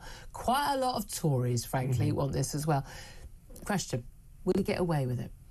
I fear that he will, just because I think this issue has fallen down the agenda to a certain extent. I think a lot of the Brexit Not for our audience. No, not at all. And I think there's something there that for the pro-Brexit factions within Parliament, or very diminished though they are at this point, really need to start making a lot of noise about this. Because what we're kind of edging towards, really, is almost the worst of all possible worlds. We're going to be aligned with EU rules, we're going to be under the jurisdiction of the European Court of Justice, but without the meagre say. Well, as you were saying earlier, of course, the point at that point, the point that they'll say, we may as well rejoin. But the thing is, we can't rejoin. The terms on which they would allow us to rejoin, if Keir Starmer was on his knees begging to be able to, which is what he wants to do, we wouldn't have the rebate that that Thatcher negotiated. It'd be huge sums of money. They'd expect us to bail out all these basket case economies. The terms would be absolutely deplorable. I think you had a second referendum, promise you. I mean, there's no way they can go back in without a referendum. If we had it, and they don't do. Look, politicians don't like referendums because the public get to have their say. They don't like that. That's the whole point. That's why they like the EU, so the public doesn't get to have its say. It is fascinating, by the way. They think we'd be better off ruled by Europe. This is Europe where people have been voting for what they believe to be far-right parties. Isn't that extraordinary? They can't... But we're the bigots here. Yeah. It's so difficult to keep up with their mad, erratic thinking. Well, you could be very much in a situation very soon where the European Council is led in its key member states by the hard-right populists. Yeah. This is something that really didn't scan with the supposed Remainer dream of what the EU and hopefully returning to it would mean. But I do think that people like Keir Starmer and the Labour Party, they're so into technocracy, they are attracted to that idea that voters shouldn't have much say. They're also attracted to it because it means they're kind of released of the burden of having to make decisions, in quite the same way. Oh, yeah. I mean, they hand everything over to the technocrats. They'd be quite happy being under the thumb of Brussels, I think, in some respects, even absolutely, if it doesn't mean having full membership again. One person who would definitely not be is Nigel Farage. He's criticised the two-tier justice after this OnlyFans model. Another young woman selling her body to men on the internet and thinking that she's empowered, bizarrely, after throwing that banana milkshake at him in Clacton when he was campaigning the general election. I think Nigel Farage is quite right. We saw the result of that sentencing yesterday. We called it out on air. But there's no doubt at all that the judge involved in this, he's made some very questionable judgments. The paraglider, the girls who were in the celebration of the paragliders at a Hamas... the Hamas attack on October the 7th. I was going to say at a Hamas march. That's what they are. They are pro-Hamas marches, these pro-Palestinian marches now. No, they weren't. They were convicted, but they were not actually sentenced to jail. Various other cases, he doesn't seem to have an issue with a man identifying as a woman who's a convicted killer and kidnapper and rapist who said that you should punch TERFs in the effing face. Said that openly, very loudly, in front of many witnesses. Apparently that's not jailable. So maybe it's interesting he doesn't think this is a jailable offence, but people have gone to jail for writing in his court for writing private WhatsApp messages. No, absolutely. That was one of the cases. There was a police officer, I believe, who was in a unpleasant WhatsApp messages. Group. Disgusting, racist. Should obviously be condemned, but the question about whether or not private messages should land you in prison, I think that's an obvious no. My view is that I don't want you being a police officer. Absolutely. But I don't see. Your private messages should be your private messages. And yet, so we're in a situation where to post those disgusting messages in private, off to prison with you, to either luxuriate in the pogrom in Israel. We don't need to send you to prison, and also if you assault a politician, we don't need to send you to prison either. Those are all three decisions which this judge has brought down. I don't think anyone could suggest that doesn't reflect some kind of bias, no whether doubt it's at all. knowing or unknowing. That's very clear. The politics is massively impacting our judicial system. And again, this is a guy, he's part of the whole diversity, equity, inclusion stuff that massively involved in our judicial system now. So a man who rapes a woman who's in court, the victim has to refer to him as she if he puts on a wig and calls himself Sheila. I mean, and threatening. I mean, women being threatened with going to the police cells, the prison cells, if they don't agree to that. Now, personally, I'd put me in a cell. I don't care. I'm not going to pretend that the man who raped me was a woman. This stuff is mad. And again, it's infected the whole of our establishment. But once it infects your judicial system, you are looking at... This man is signed up to the critical race theory, all of that stuff. And I'm sorry, all this stuff is intensely anti-Semitic as well, which is why I think he didn't have an issue with the glider women. I genuinely think we've got a serious problem in our criminal justice system. The politicisation of it and the ideologisation of it, if such a word existed. And that's the thing that makes it so difficult, because it's not necessarily, who knows, a case of him consciously thinking, I don't like this person, I do like this person, that cause is just, that cause is unjust. It's the water that the establishment swims in. They don't even know that they have these biases, and that's a big part of the problem. Absolutely. We're going to be talking in the next half hour about whether or not there were biases in the Lucy Letby trial or not, and also the end of the Post Office inquiry, that long-running inquiry. Will we actually see justice for those many hundreds of sub-postmasters and sub-postmistresses at the end of this? We'll talk about all that up next. Going to take your calls, 0344 499 1000, on any of the topics that we are talking about, whether it's the Chinese spy, what we should do about this, whether or not it's Brexit and Keir Starmer undermining it, whether it is Nigel Farage's milkshake attacker not going to jail, and of course that two-tier justice we now live under. Any other thoughts, do give us a call, 0344 499 1000. This is Talk.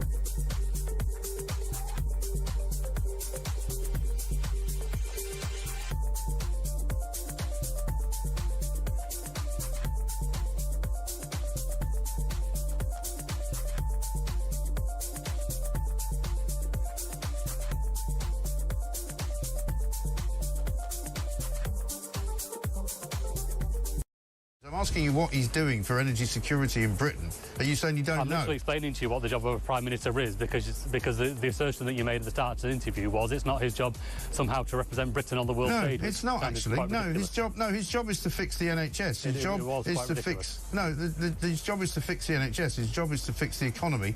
The economy is going down the gurgler thanks to the budget by Rachel Reeves, right? So why is he not here fixing that? Which brings us on to the missions and the plan for change. Correct. The NHS does need fixing.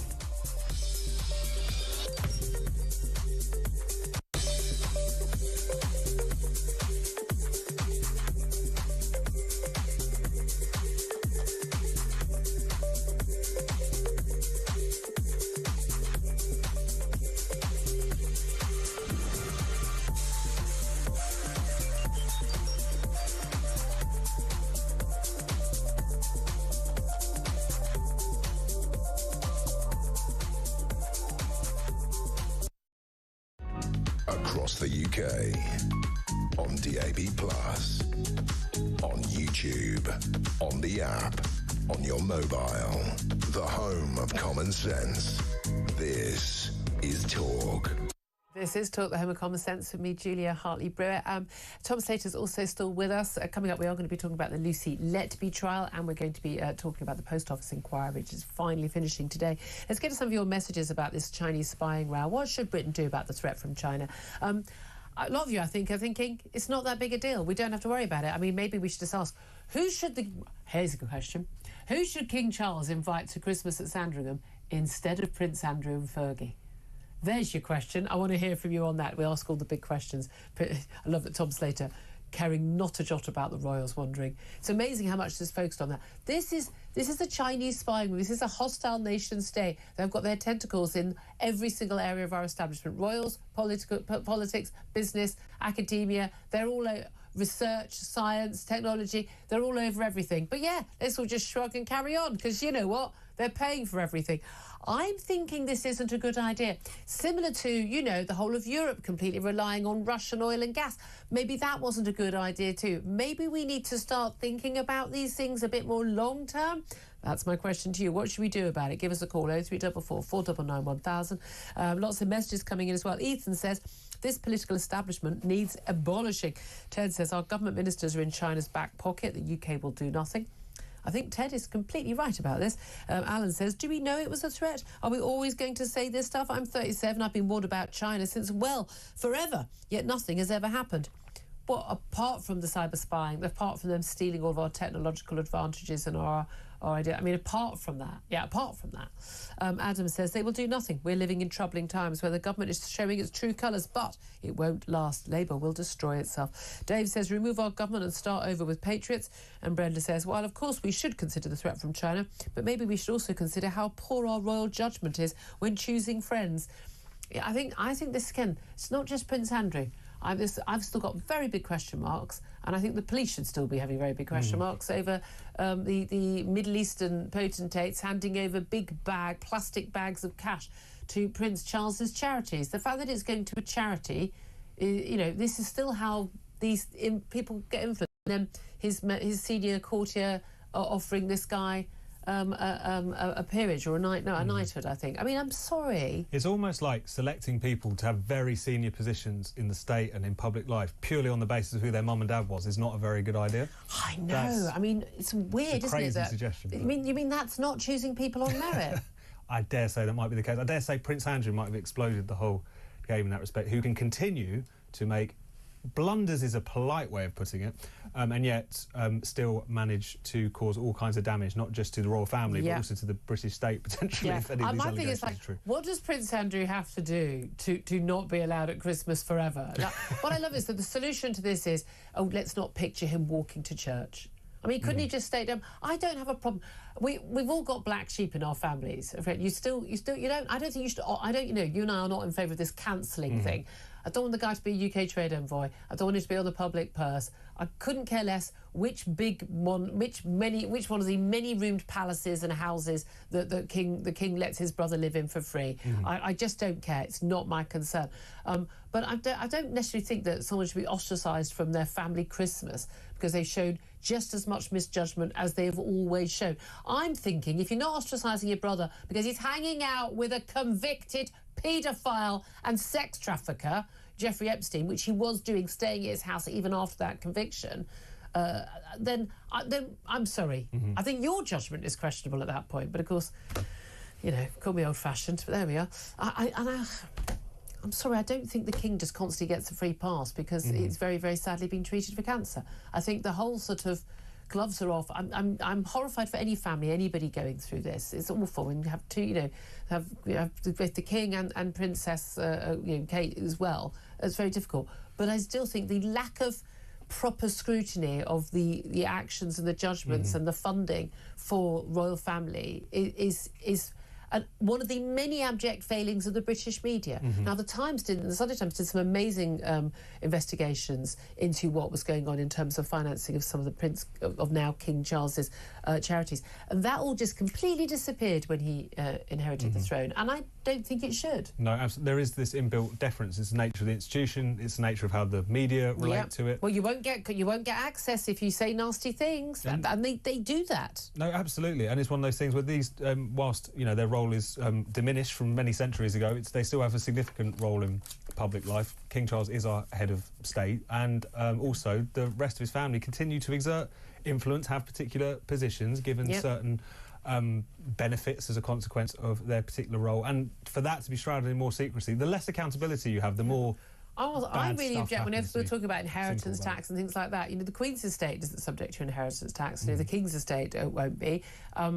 We still don't even know what rate of corporation tax, what rate of income tax any of the royals pay because they're not required to. I mean, I'm sorry, but I think we have a right to know this stuff. I really do expect everyone in this country to be taxed on the same basis. I find it very strange that anyone even could disagree with that. Oh, it's different. I don't think anyone's above me. I don't think anyone's below me. I don't think anyone should be treated as if they are above or below anybody. But there we are. Let's go to the phone lines quickly, though. Let's talk to Helen, who is in Watford. And Helen, you want to get in touch about the very likely Brexit betrayal we're going to see. Hi, Julia. Hello. I was listening to you talking about the devolution of the councils, that Labour want to change the structure of the councils, and also taking us back into the EU by the back door. I think Keir Starmer is extremely intelligent, and he's going to make changes that are irreversible, a bit like Tony Blair. Well, the same as Tony Blair. I think we're still living under the changes Tony Blair Yeah, I mean, he made. basically set up a million quancos, put his people in all of them, so it didn't matter whether the government changed hands, the same people were still in charge.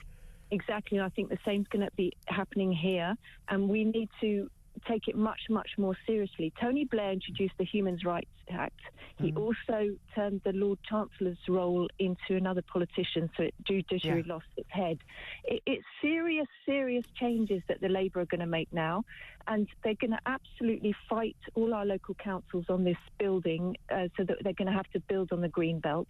These things are irreversible. Yeah, I want us to build on the green belt. Personally, I think we need more homes. I think we should have fewer immigrants, but I think we need more homes as well. I disagree. I think we've got enough homes. We've got too many people that shouldn't be living here. But most of those people now are British. No, I think there's millions and millions of people that shouldn't be here, that need to be repatriated back to their homelands. Well, okay, look, anyone who's here illegally, working here illegally, I'd like them gone. But at the end of the day, most people got things like because you've got like 5 million people who were here from the EU. They thought it was 3 million. They'd lost count of 2 million. The way you do, they have a right to stay in this country and live here, work here. They've got They need to have somewhere to live. Devastate our green belt. It's happening in my local area. Absolutely going to devastate it. That's irreversible. That's concreting over our green land. 6% of this country is built on, and that includes gardens and parks. We've got plenty of land to build on. They're not looking at those areas. They're looking at the farmland, which is being sold, and that's going to now be built on. That's happening in my local area. Yeah. We should not be selling off farmland. That's for sure. Okay. And it's irreversible. You can't change it once it's done. Yeah, no, that is true. I completely agree with you in terms of, Starmer is, I don't think he's as smart as he thinks he is, but yeah, I think there are going to be changes again. And once you've got a government working with the civil servants and the civil servants working against the last 14 years of Tory government, I think we are going to see a lot more happening that behind the scenes that we kind of don't realise until later on. Helen, thank you so much. Great call. Up next, we are going to talk about the Lucy Letby case and these new demands once again for a fresh appeal after key witnesses in this case has changed his mind. This is Talk, the home of common sense.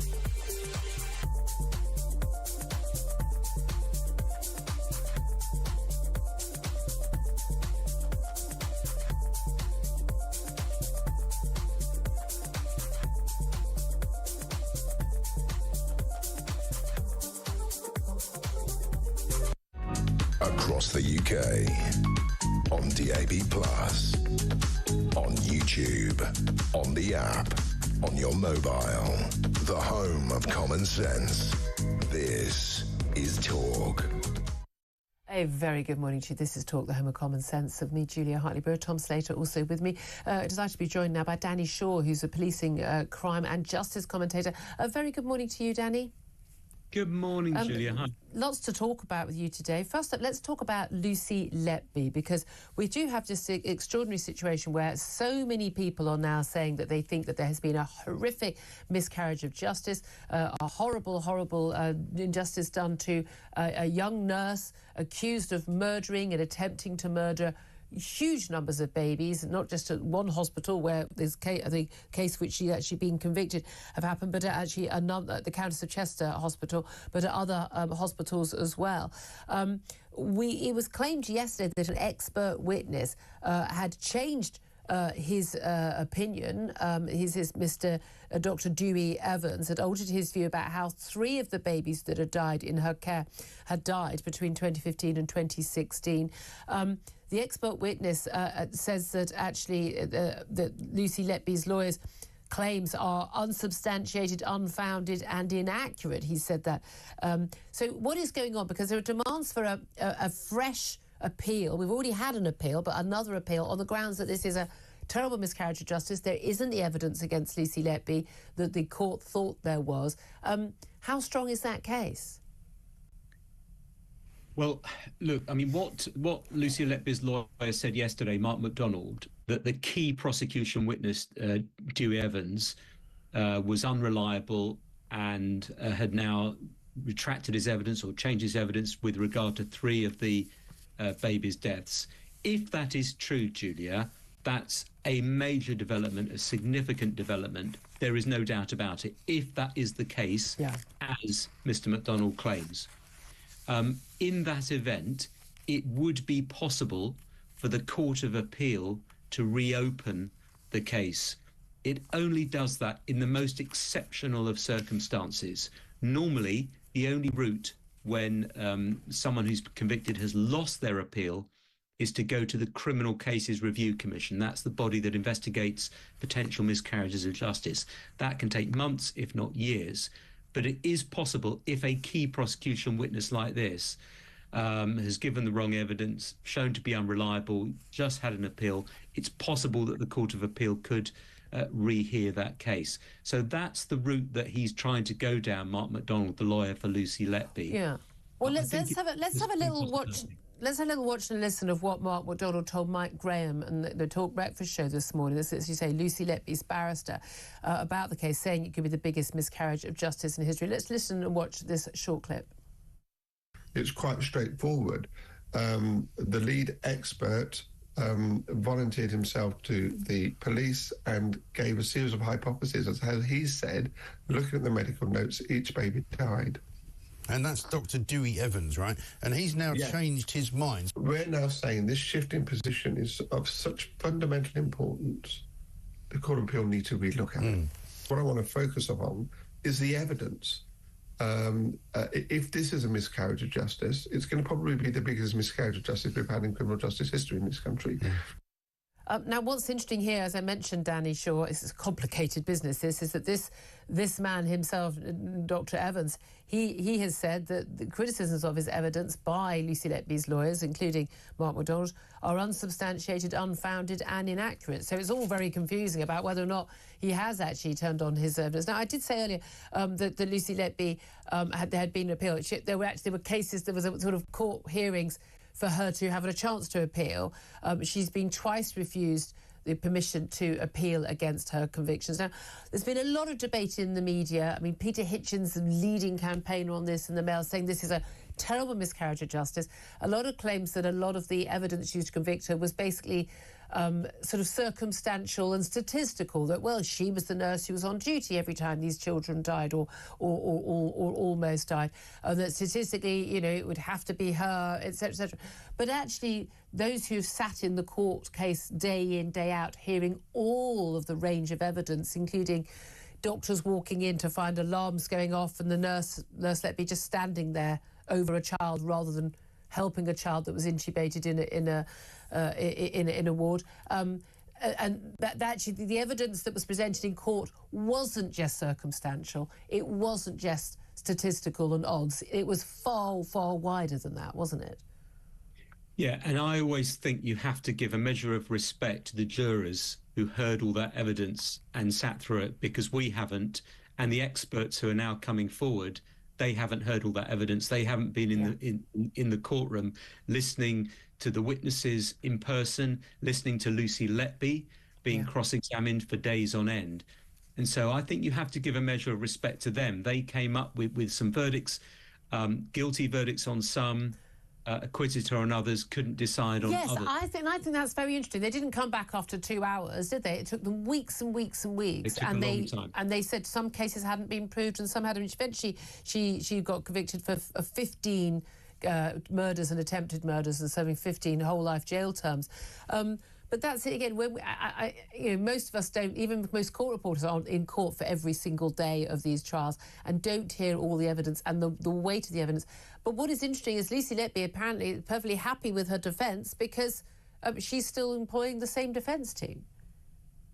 Well, I don't think Mark MacDonald represented her at a trial, so I think that is a new appointment. I think the solicitors she was dealing with, I think, are still partners. But this is the thing, if there has been a terrible miscarriage of justice, then obviously we would want there to be a full appeal. But actually at the current time, there are other investigations ongoing, aren't there? Because police had investigated far more deaths at this hospital and not brought all of them to court. But also there are now other deaths of babies at other hospitals where she worked that are being looked into. Yes, and new revelations coming out in the Thirlwell inquiry, which is looking at the case and what may have gone wrong, the whole circumstances leading up to it, which is raising a lot of other questions. So there is a lot of noise and there are a lot of concerns. I mean, Mr. MacDonald is claiming that 50 or 60 experts, health experts, neonatologists and others, statisticians, have come forward to offer their support for the case, pro bono. In other words, they're not asking for a fee. And that clearly shows that there is, I don't think we can deny, a measure of concern out there about the convictions in the case.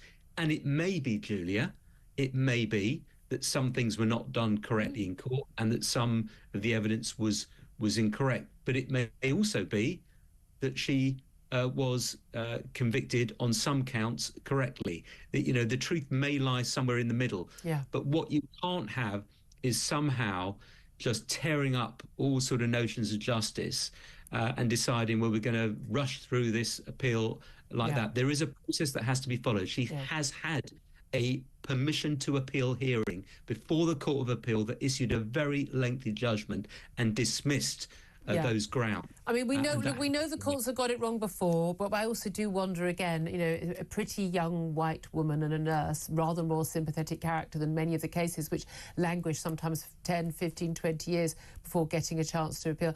And again, these factors should not be remotely relevant, but I hate to tell you, I think they often are when it comes to the campaigners. We shall see again. Is there any question marks over it? I'm very happy for there to be a full appeal, simply so that we can get to the root of where it is. Can I also ask you about a case today? This is involving the sentencing that's happening later today, and this is the sentencing of the father and stepmother of little Sarah Sharif, who was beaten and tortured and murdered by them. We've had a statement read in court today by Sarah Sharif's mother, Olga Domin. She was not living with her mother at the time. She'd also been suspected of possibly being responsible for child abuse, which is why the courts awarded custody to the father. But she has said, she described her daughter's killers as executioners and said, to this day, I can't understand how someone could be such a sadist to a child. What has come out in court, I cannot understand what is wrong with these people. You're sadists, although even this word is not enough for you. I would say you are executioners. I mean, like dying in behind bars, coming out in a coffin is the only punishment that's good enough for these people, surely? Well, the judge will decide whether or not the father and stepmother get a whole life sentence. That I think is the big decision that the judge has to make. The two defendants who've been found guilty of murder, whether or not they get a minimum term of 20, 30, 40 years, or whether he gives them a whole life order, which means that they will die behind bars. It is clearly a case which potentially falls into that category because it's the murder of a child. It would appear to be there was some premeditation and it involved abuse, the most horrendous abuse over a long period of time. So I think the judge will have to consider that. For the other guilty party in this, the uncle Faisal Malik, He was found guilty of causing or allowing the death of a child. The maximum sentence is life imprisonment. He won't get a whole life order, but he will get a very lengthy minimum term. Yeah, I mean, it's just the whole thing's absolutely horrific. Now, on a rather lesser scale, obviously, than the horrific murder of a child, but nevertheless an attack on, many of us would say, our democracy. The young woman who threw a banana milkshake over Nigel Farage during the election campaign, she was convicted. She pleaded guilty to assault by beating and also criminal damage. But she has not been sentenced to any time behind bars. She got a suspended sentence, 3 months suspended for 12 months, and also, of course, some community work as well. Is that what you'd expect? Because there are big question marks of a two-tier policing where people are going to prison for writing tweets, even ones they've deleted, but someone who actually throws something over a campaigning politician gets away with it, as far as we can see. I've got to say, Julia, I think that she's quite a lucky woman not to go to prison. And I think an offence like this against a politician of whatever party during an election campaign in public like that, even though there was minimal damage caused, physical damage, thankfully, just a cleaning bill, I think a prison sentence sends out a really strong message that kind of behaviour is just not tolerated. We have a system of democracy in our country. If we disagree with people, we argue with them. We, don't vote for them at the ballot box, but we do not assault them, throw things over them. And I think she's very, very lucky to have escaped a prison term. Yeah, indeed. Danny Shaw, thank you very much indeed for that. Tom Slater, let me just come back to Lucy Letby with you first. So many people have been making the case that Lucy Letby, they believe, is an innocent party. Where do you stand on this? Well, so far I've seen nothing from, shall we say, the sceptics of her original trial and her original sentence that would make me have pause. It might well be that there are specific failings in the process or some of the specific convictions which may be on balance. The evidence for some of them wasn't as strong. But you often see arguments which I think are just fallacious. The idea that this was clearly something that was going on in the hospital, that they had some kind of other systemic issue and that they were therefore trying to cover it up. Like the idea that it would be better for the Countess of Chester Hospital, for its PR, that they had a serial killer on the loose than rather they had some sort of internal hygiene problem which had led to the deaths of these babies. I find I wouldn't difficult. Put anything past NHS management, though, That is a fair point. But it's one of those things where, of course, people should be able to make these points. Of course, just because a trial has concluded doesn't mean that there shouldn't be grounds for appeal and so on. But me personally, having looked at the arguments, I'm not moved in the direction of neither am I. Absolutely not. It is extraordinary, isn't it? There's been claims that are being made. I'd love to hear your thoughts on this, on all the topics we're talking about. Up next, we're going to talk about the final day of the Post Office inquiry. When, if ever, are we going to get justice? Well, we'll talk to the Conservative peer and key figure campaigning for the scandal to be uncovered, James Arbuthnot, Lord Arbuthnot's up next. This is Talk, the home of common sense.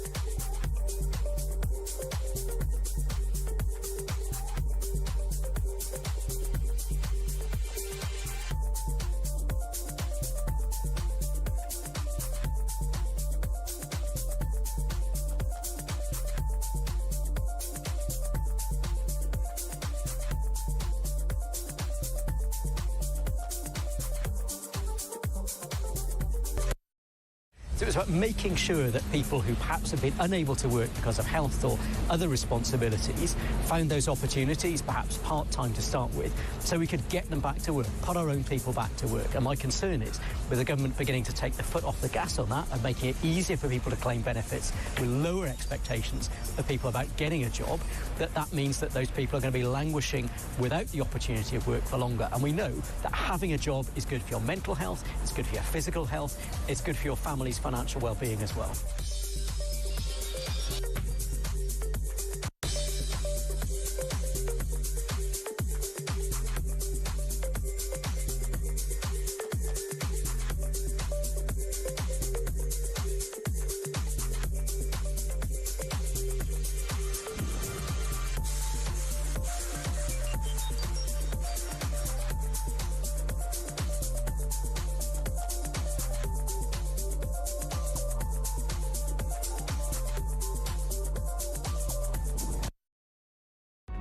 Across the UK, on DAB+, on YouTube, on the app, on your mobile, the home of common sense. This is Talk. A very good morning to you. This is Talk, the home of common sense. Me, Julia Hartley-Brewer. Also, Tom Slater joining us. And yesterday and today we're hearing closing statements from the Post Office inquiry. Finally, at long last, getting to the end of that long-running inquiry into the Horizon IT scandal. Well, one man who, of course, made a crucial role, if you saw that amazing ITV drama series of what's happened during that whole saga, one man who played a crucial role was the Conservative peer, Lord Arbuthnot. James Arbuthnot, I'm delighted to say, joins us right now. A very good morning to you, sir.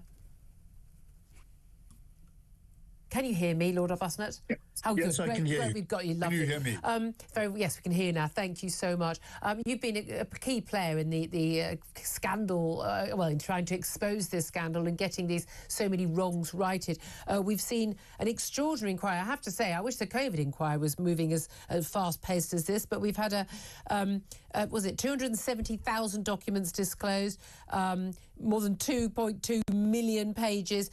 We've had evidence from almost 300 witnesses, 780 witness statements. We've had the likes of the Post Office boss, Paula Venables, and others, very, very senior figures, people who've never spoken publicly before, being questioned by the Chief Counsel at this inquiry. Do you think that we are actually going to get some real answers about who knew what when, and we'll actually see proper justice being done, by which I mean criminal prosecution of those who perpetrated this awful, awful scandal? I do think we're going to get justice. I think it's going to be hugely delayed, though. I mean, we know that justice delayed is justice denied, but if we now hear that the prosecutions aren't going to begin until 2027, that is just... And what is the justification for that? If people are sort of identified in this document, as many expect the inquiry chair to do, as being possible wrongdoers, the police started investigating in 2019, didn't they? Why would it take them so long to be able to prosecute? Good question.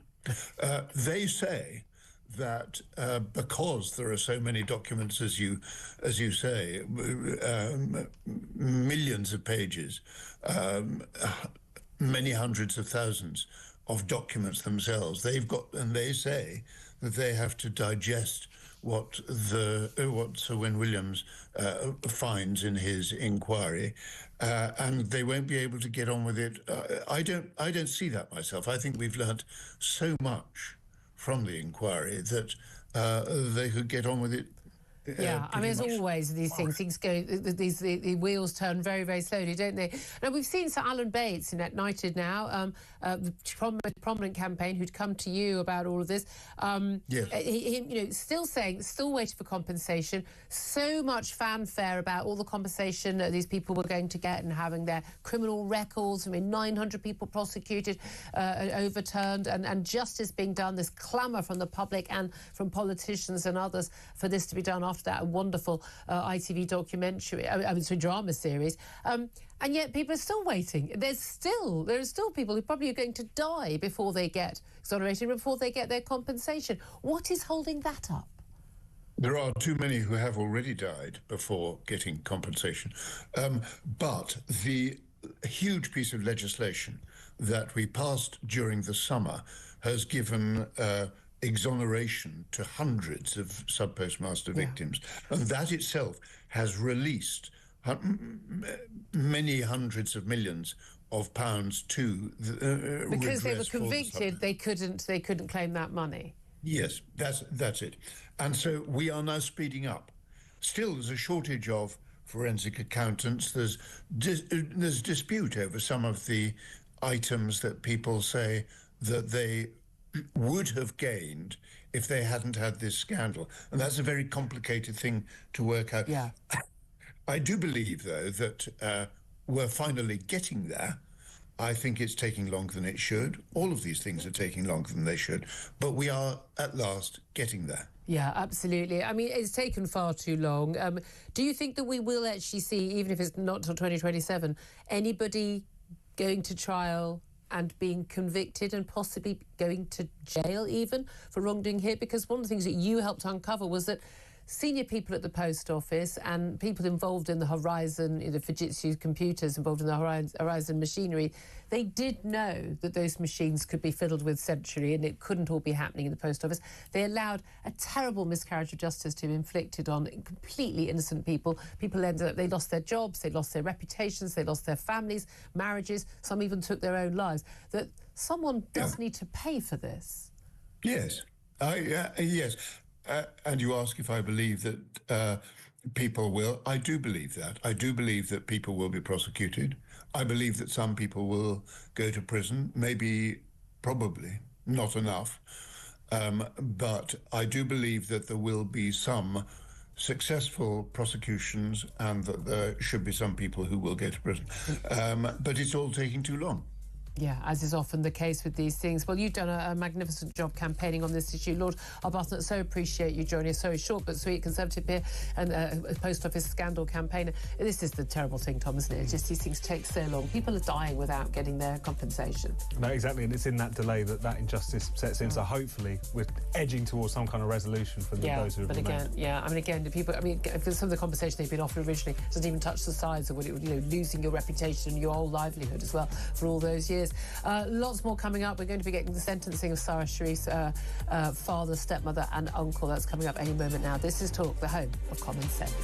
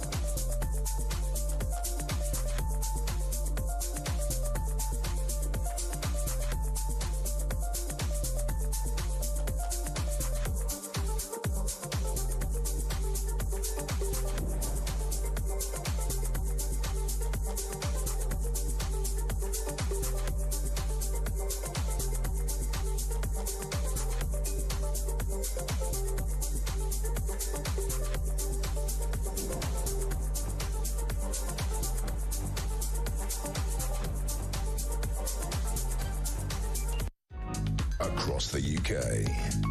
On DAB+, on YouTube, on the app, on your mobile. The home of common sense. This is Talk.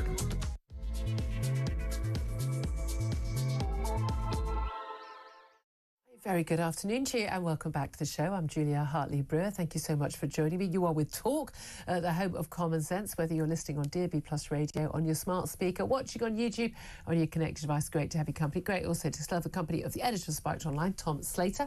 Thank you for joining us. With you live all the way until 1 o'clock. Coming up in this hour, we are expecting any moment now to get the actual sentences handed down by the judge in the case of Sharif, her father, her stepmother and her uncle. Try to just not put expletives in while we're on air because the level of venom I feel towards these horrific child murderers. Allowing the death of a child in the case of the uncle. Don't want to libel him, do I?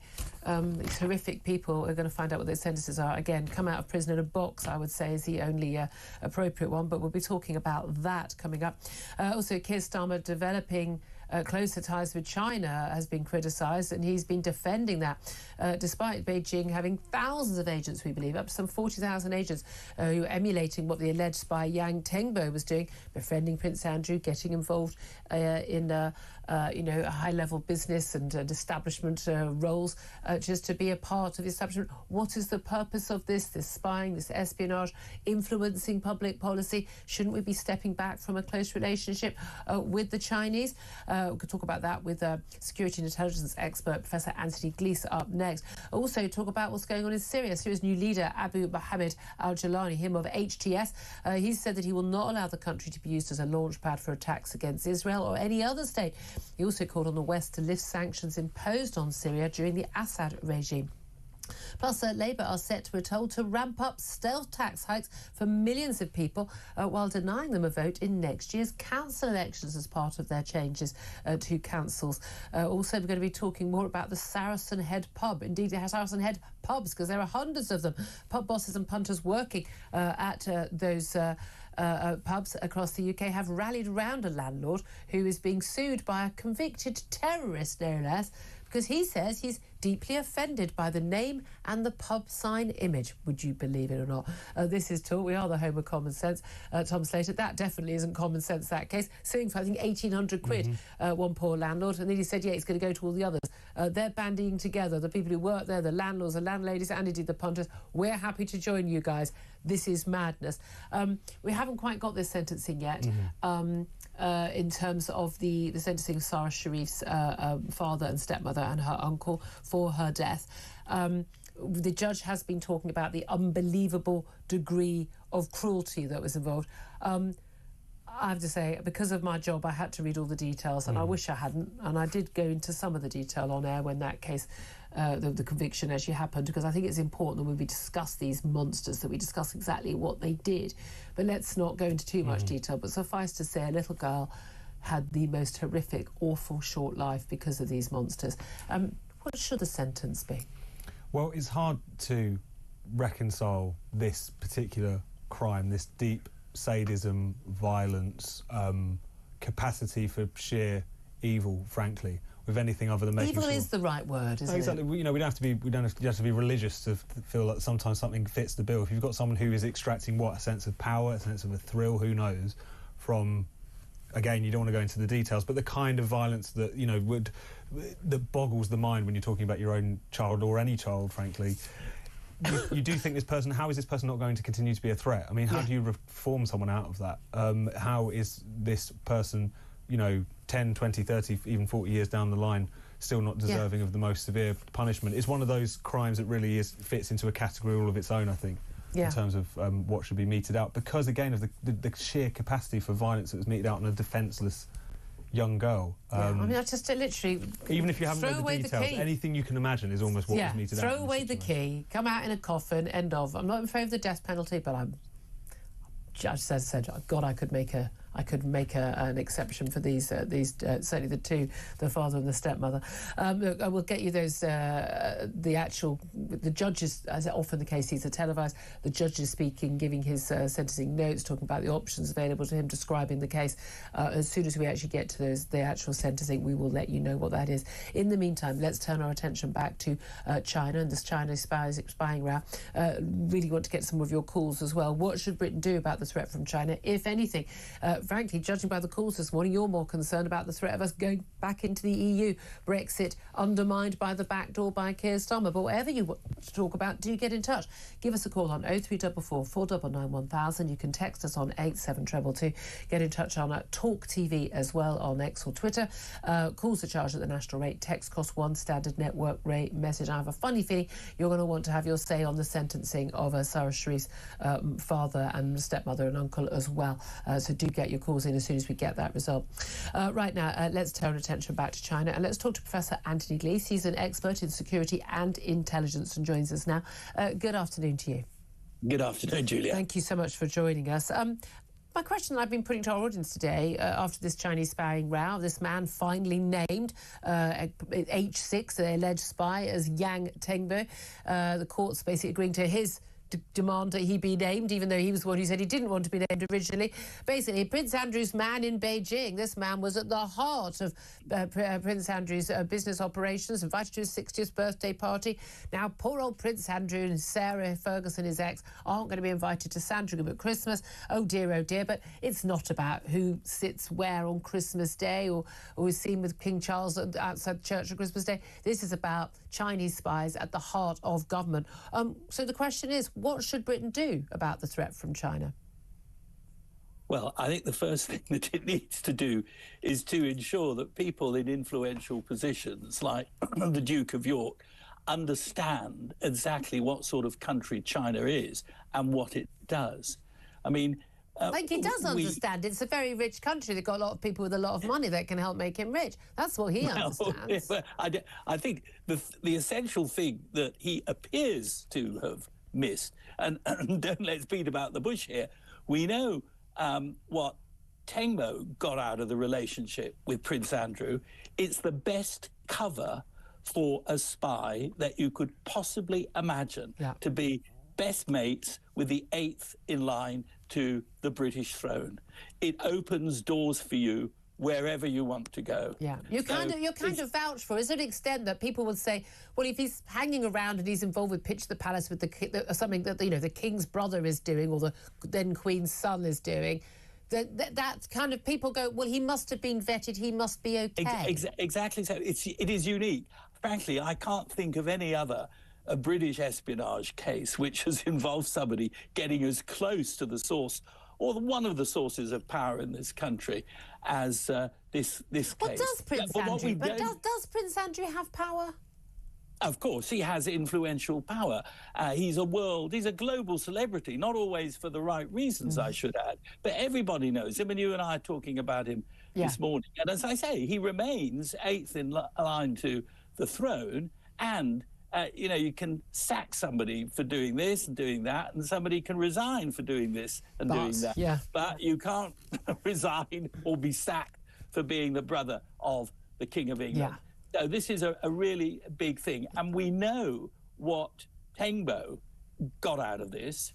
We don't know what Prince Andrew got out of it. Yeah. I think that is a really important question now. But to go back to your point, what should Andrew have known? He should have known that in 2017, the Chinese government passed a law, a national security law, placing a duty on every single Chinese person to act as an intelligence agent for the Chinese state in everything that they did. And there was a double duty on Tengbo because he was a member of the Chinese version of the Communist International, the Comintern, the United Front Department in Beijing. So the moment that this man appeared on the prince's horizon, either Andrew or one of his advisors should have said, hang on, think about the Chinese national security. But hold on a minute. Where were MI5, MI6? Where were they in this? Why? I always thought this was rather strange, like the Jeffrey Epstein situation. Oh, this man has been already convicted of basically child sex trafficking. Yeah, absolutely, Andrew. You should absolutely go and stay at his house in New York to break off your friendship for 4 days the way you do. The fact that security people weren't going, I don't darn well think so, I find extraordinary. Would they have known this guy? Would they have been watching this guy? Did they want to see what this guy did? Do you think they knew, or did they have no idea? And if they had no idea, why didn't they? I'm sure that at some stage, 2020, 2021, MI5 realised who Tengbo was and what his game was. Remember, he'd been in the UK for 2 decades, studied at York University. My hunch is that he was a long-term penetration agent. He was pushed into the United Kingdom 2 decades ago in order to be able to say, well, I've lived in Britain for 2 decades, I'm entirely honest. We do need to know at what stage MI5 got really serious about him. We do know that they did get really serious about him, because that's how we've got this evidence from Tengbo's phone when cheekily he tried to re-enter the United Kingdom. And everything that I say to you and said to other people kind enough to ask me about it is based on what has come off his smartphone.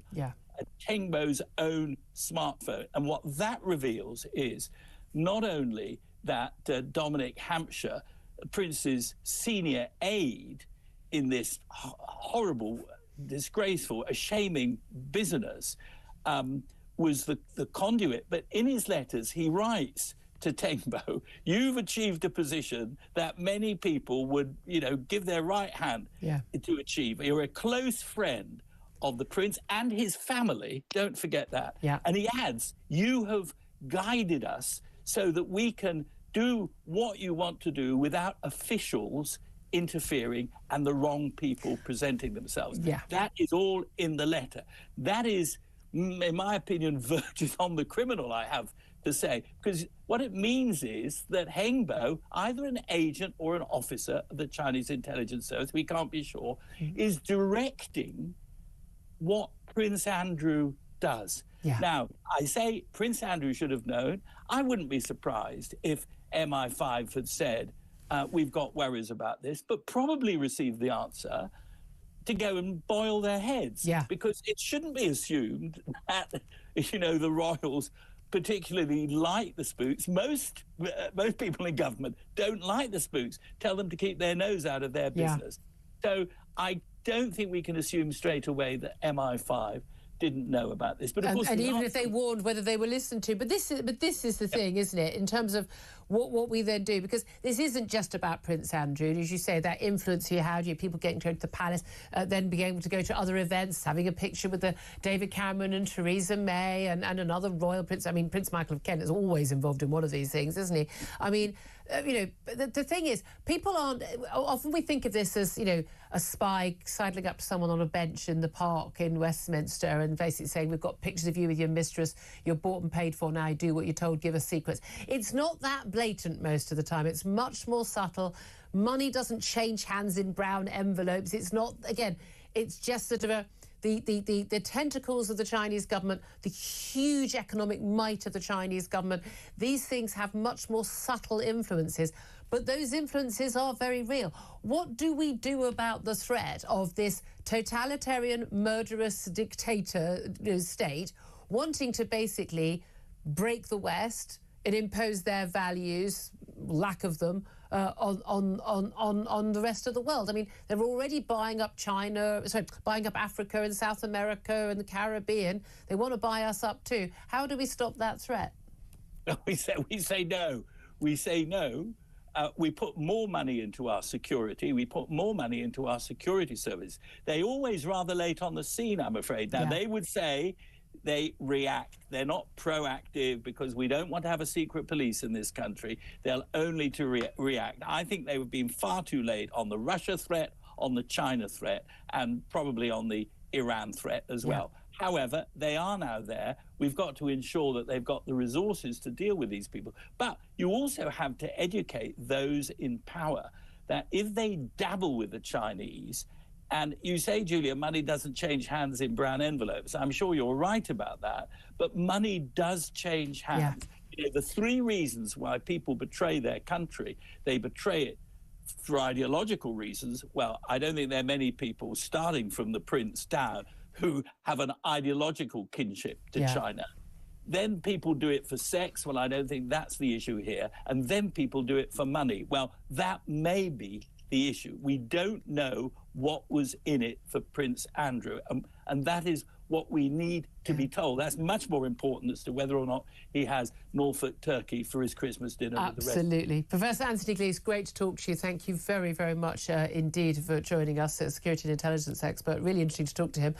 Tom Slater's still with me, editor of Spiked Online. Just to let you know that we will bring you these the sentencing verdict from the judge in the case of the Farage Sharif murder by her her stepmother, her father, and her uncle. The judge has said that this is an unbelievable degree of cruelty that was actually involved in this case, and that the trauma for Sarah had been hard to contemplate. As soon as we get to the actual sentences he hands down, I promise we'll bring them to you here first, and I would like to get your reaction to them as well. 0344 499 1000 is the number to call. Tom Slater, coming back to China. It's a very important question. Anthony Gleeson pointed out, we need to know, what did Prince Andrew get out of this? I mean, it may well be, let's be honest, it may well be that this guy, this Chinese spy, alleged spy, Yang Tengbo, was just a fantastic raconteur. I don't know, made a great lasagna and was just great. No, maybe it was just great company. I don't know. But obviously, people are hanging around with these people. What are you getting out of it? Well, obviously, it's a financial benefit to you of some kind.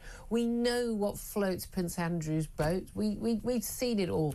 We know he likes hanging around with very rich people who who pay for a lot of his lifestyle. I mean, what did he get out of it? Do you think there's any chance we will actually learn? We could more could come out as this is actually properly looked into now. I mean, what is striking as well is not just the credulity of Prince Andrew himself, but also his senior aides who were, as we've seen reported, sending messages to Tengbo himself saying things like, you are part of really the inner circle. You can act essentially as his representative at various meetings when you're discussing pitch to palace in China. This didn't raise eyebrows is remarkable, and I suppose also you can't count out the context that because he had become such a pariah post-Epstein, that he was more easy to get at. But then you would think again that the people around him would be more on their guard, I suppose. But that's the thing, I find it extraordinary that there wouldn't have been a warning unless, MI5 were going, well, let's just watch this guy and see what he can do. But again, I do think that these things are much more subtle than most people think they are. There are great spy thrillers on telly or on Netflix, and it looks like it's much more obvious, that it should be obvious to see. People are like, ha, ha, ha, I'm a spy. No, they don't do that.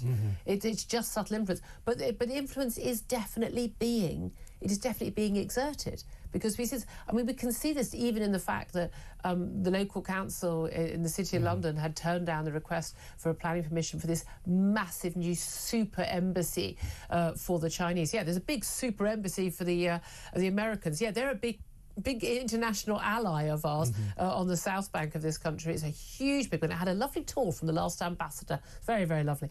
But the Chinese, different kettle of fish.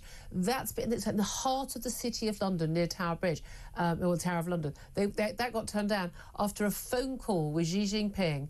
Keir Starmer calls it in. The phrase calls it in. Basically, the government is going to make the decision on whether or not this embassy goes ahead. There you are. There's your power. No, absolutely. And it's something which is always a lot more subtle. Some of this is, I suppose, a sort of inevitable product of wanting to do business with China and vice versa. But it's clear there has to be certain lines which aren't crossed. It's clear that you can't be in a situation in which a particular institution or a particular individual in a position of power is or seen to be compromised. It's just can't be allowed to happen. But it does seem to have been able to happen in this situation. It's just unfortunate that the foil is sort of Prince Andrew, who most people was probably even more suggestible than your average figure in public but again, I think people often think of him as just sort of, the useful idiot. He's just a sort of the bumbling sort of silly posh boy who, No, I think he's more than that. I think he's available to the highest bidder. And that is very, very dangerous when you are the king's brother, you are the queen's son. I'm sorry, I think that's a very, very big issue if you're inviting people into Buckingham Palace. and they're able to get it, to meet people at the heart of government as well. Anyway, look, just before we go to a break, let me just reiterate, we are hearing this sentencing comments from the judge in the case of the horrific murder of Sarah Sharif. Mr. Justice Kavanagh has been given reasons for the sentences that he's about to pass. He has said that the three involved, her father Irfan Sharif, stepmother Bainesh Padul, and uncle Faisal Malik. He's charged not with murder but allowing the murder of a child, the death of a child. He has said that they showed no shred of remorse and that the trauma had been hard to contemplate. He said that there had been an unbelievable degree of cruelty inflicted on Sarah in her short life. He said Sarah's death was a culmination of years of neglect, frequent assaults, and what could only be described as torture. He said judges had to be careful using the phrase torture, but it was accurate to describe their campaign of abuse as torture. Absolutely harrowing. I'd love to hear your reaction when we do, as we expect in the next couple of moments, get that sentencing, because I'm really not sure that these people should ever be walking out of prison in any way unless they are in a coffin-shaped box. 12:22 is the time. This is Talk, the home of common sense.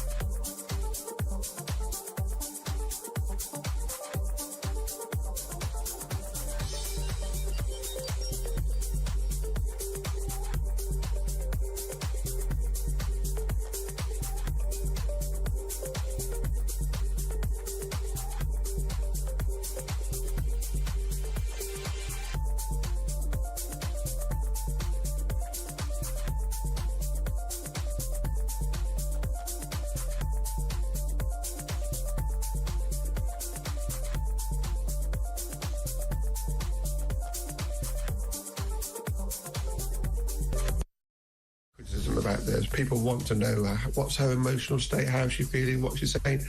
I've stayed clear of that. I don't want to discuss that because what I want to focus upon is the evidence. If this is a miscarriage of justice, it's going to probably be the biggest miscarriage of justice we've had in criminal justice history in this country. And I need to focus on that, and it's a lot of hard work.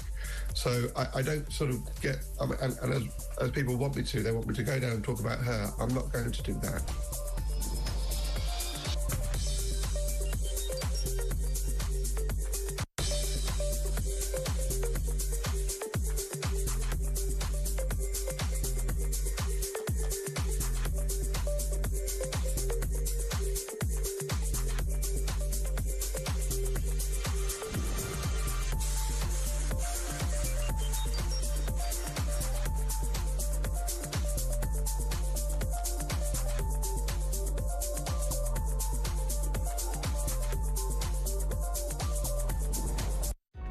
Across the UK, on DAB+, on YouTube, on the app, on your mobile, the home of common sense. This is Talk. Welcome back to the show. This is Talk, the Home of Common Sense. We are still awaiting the sentence being handed down by the judge in the Sharif case. The unbelievable degree of cruelty that the judge has talked about already before he's actually handed down the sentences for her two murderers and the uncle who allowed her death to happen under his watch, effectively. Also, we just had an announcement about what's been happening at Leeds Magistrate Court. This involves the paedophile Jack Davies. Now, he was linked with the case involving the disgraced BBC presenter Hugh Edwards. Of course, he was actually found guilty and had, pleaded guilty, I think, in the end, to these images, indecent images of children, some as young as 7 years old, horrific, even Category A abuse pictures of children. He'd been sent by a paedophile, Alex Williams. Another man involved in that who'd also been sharing these WhatsApp images, Jack Davies, he has also, just like Hugh Edwards, been spared jail because his defence team argued that even though he had, he was possession of 36 Category A images. This is the worst stuff that your imagination won't even let you imagine because you're a normal human being and you don't want to have to think this stuff. 30 Category B and 18 Category C images. These are all horrific images. Some of these images featured babies and boys aged as young as 3. Okay? This guy, loads of pictures on his WhatsApp, sharing them with other people. He has not gone to jail. Why? Because the defence team said he should get a sentence in parity with what Hugh Edwards got. And, of course, what Hugh Edwards got was no jail time, extraordinarily. So, yeah. So here we go, Tom Slater. I mean, here we go. So you can be sent and share images of babies and toddlers being sexually abused and raped, and you don't serve jail because Hugh Edwards didn't, and he is on the telly, so that's okay. Oh, my God. I don't think anyone could look at this and will struggle to even understand how this sort of precedent has been set. I mean, it was also... most people who share images don't end up going to jail. That's what's so extraordinary. No, exactly. I mean, in a way, I think the Hugh Edwards thing has been eye-opening for many people insofar as you can possess these images of child rape, which is what we're talking about here. On a huge scale. People think child porn. It's not porn. Porn is something that people consent to. And yet, people still not go to jail. And I think that's one of the things that people were very surprised to learn with the Hugh Edwards case, and to see it happen again in this instance will only kind of reinforce the sense of what's going on here. It just breaks my soul. Here's the thing. I don't understand. I just don't understand why judges agree with it. Apart from the fact that, our prisons are full. We've got nowhere to put any of these people. So let's not put away people who haven't actually physically done something. Oh, but you write a tweet about the Southport attack, you do go to jail. Even when you're not actually encouraging people, you're just writing nasty things. So we wouldn't write these things ourselves. I don't agree with a lot of the things that people wrote. People pleaded guilty because they were basically told you're going to be on remand for 10 months anyway. You may as well just plead guilty. But people are literally being sentenced to prison when they've not even got a record, and yet someone has got images of children being sexually abused, which they are getting sexual gratification from. And every time those children, someone views those images or shares those images, you are repeating the abuse of that child. You are absolutely... I mean, those children for the rest of their lives are going to know that people are getting their rocks off, looking at them being abused as children. And when it isn't effectively... I can't even get my head around it. And when it isn't effectively clamped down upon, you are essentially allowing the market for these images, if you like, to continue unabated. I mean, it's something that, regrettably, we're never going to properly quash in the internet age, but you do as much as humanly possible. You get caught with this stuff. There are loads of people caught with this stuff. I mean, basically, they don't even prosecute people normally if they haven't got a certain number of images. I want every single person with this stuff.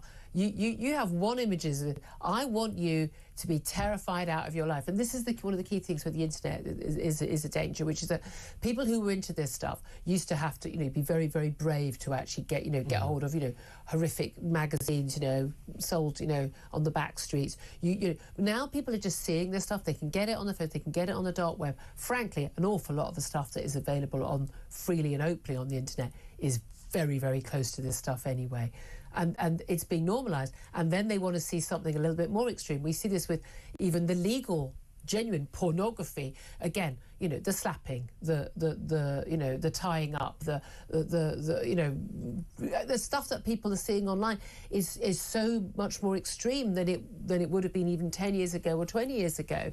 And I just think we are into an age of utter depravity, and where people are getting moved into this stuff. I simply can't get over why anyone looking at this stuff isn't instantly sent to jail. Instantly. I mean, someone sends it to you, you literally go, oh my God, what have you sent to me? You're disgusting. You report that person that moment. Otherwise, I want you behind bars. And it's also a contrast thing, isn't it? When you talk about the other cases that we have been discussing in recent months, again, about someone not doing something in the real world, but saying something, possessing certain material, being a member of a WhatsApp group in which disgusting comments are made, that should require jail, but this... Yeah, that will strike anyone as bizarre. Here's my thing. If you don't think that people looking at images of babies being raped should go to jail, I want to see your hard drive. It's as simple. I'm sorry. What right-thinking person? Look, we're waiting for the final actual sentencing. We've got the sentencing remarks of the judge, Mr. Justice John Kavanagh, in the case of Sharif.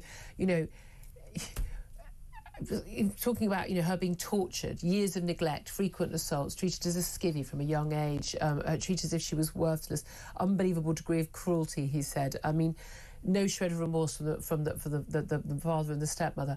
If we have got to start handing down the sort of sentences which are worthy of the horrific treatment that children are getting, and we need to. We need to not have a question over our two-tier justice system anymore. We've got to be. I think we've got to be pretty much all on the same page about where people should be sentenced. And again, whether we say so private WhatsApp messages which don't actually contain any actual hurt of any actual someone actually being physically hurt, like rape of a child, then. I don't, someone telling a racist joke, I can then choose to not want to be friends with that person, to work with that person. I think in the case of someone being a police officer, as you mentioned earlier, in this case, when Nigel Farage's milkshake attacker doesn't go to jail, but this same guy thought that a police officer who'd written private WhatsApp messages in a private WhatsApp group, which was a lads group, there were racist jokes in there, that racist comments, that they should go to jail. I think they should certainly lose their jobs. I don't think you could be a police officer and be judging people based on their ethnicity. Sorry, that's not going to fly. But whether you should go to jail, completely different matter. I think people should be entitled to hold unpleasant and horrible views that I disagree with vehemently and be allowed to share them privately, as long as they are not actively abusing or threatening abuse of somebody else. And I think a lot of members of the public are increasingly suspicious of the nature in which the justice system operates. On the sense that it's been captured by ideology, so you punish certain forms of speech and not others, certain perpetrators are treated differently on the basis of their politics and so on. And then there's also that question of the way in which it's been hollowed out by this really kind of technocratic approach, which is to say, well, we can't put this person behind bars for X amount of time because we do not have the room. That's obviously a reality which has been delivered by successive governments, but you can have a situation in which the proportion of the punishment is determined by how many places you have in prison. That's absurd. And yet we've allowed it to develop. So those two things in parallel are making people really ask questions about whether or not this whole system is even fit for purpose. I mean, the answer is no. I mean, we should be asking that today, shouldn't we? No, it's not. We're still waiting for this sentencing. As soon as that's handed down, we'll bring it to you. Up next, we are going to be talking about possibility of stealth taxes and people not being able to vote in council elections next May, as expected, due to a big rearrangement of councils. We'll talk also about the Saracen Heads pub's landlords banding together to defend themselves against a man who says, as a convicted man sharing terrorist ideology, that he's offended by the Saracen's Head pub. You can't make this story up. Honestly, you really couldn't. This is Talk. We are the home of common sense.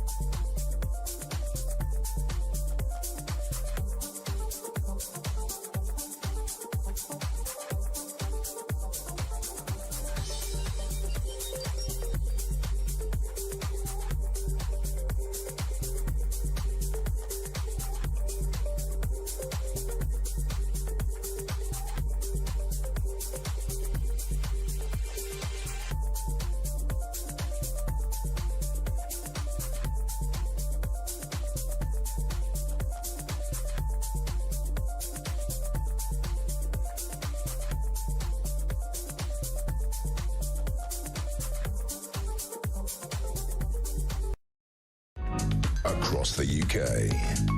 On DAB+, on YouTube, on the app, on your mobile. The home of common sense.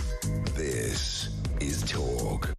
Very good afternoon to you. This is Talk, the home of common sense. Thank you for joining us. As I said, as soon as we do get the actual sentences handed down, in the case of the little 10-year-old Sarah Sharif's father, stepmother and uncle, in the case of her death, torture, the judge has actually said in the case, we will bring those to you live. First, love to get your reaction to that sentencing when we do get it. Still joined also by Tom Slater from Spiked Online. And let's talk right now about where Labour are, an impossibility of stealth taxes for millions of voters who are then going to be denied a chance to vote in local elections next year. Let's talk to Richard Power Said. He's a former Labour Party official. He's also author of the book 1997, The Future That Never Happened, A History of New Labour. A very good afternoon to you.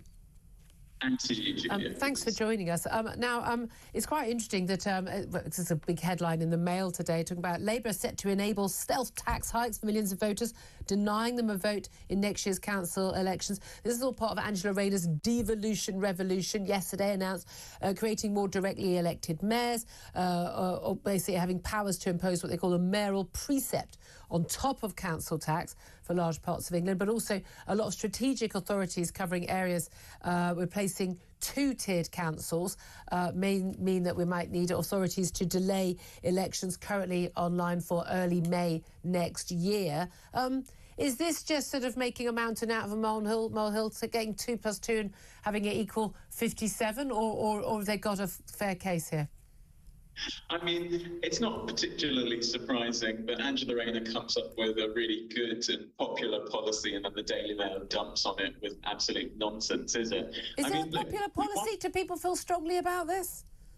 I think most people want devolution. Not everybody, I accept that, most people. And you know what? It's a quite a kind of joint Tory Labour thing, right? You know, a lot of this came from George Osborne, probably the one good thing he did. So we want devolution. And obviously, we want our mayors, our local representatives, to have some power. So most people agree it's a good thing that mayors have some control over taxes. That has been the case for a very long time. I'm wondering whether people do think that, given that most people don't even bother voting in local mayoral elections. I mean, where we have directly elected mayors, I mean, most people don't even bother voting. Okay, well, look, that's an interesting question, but the thing that Rayner is being accused of, absolute nonsense, is a stealth tax and not giving people control over this. What's gone on, right, is she said, we're going to give local representatives the choice about whether they want to create a mayoralty in their area.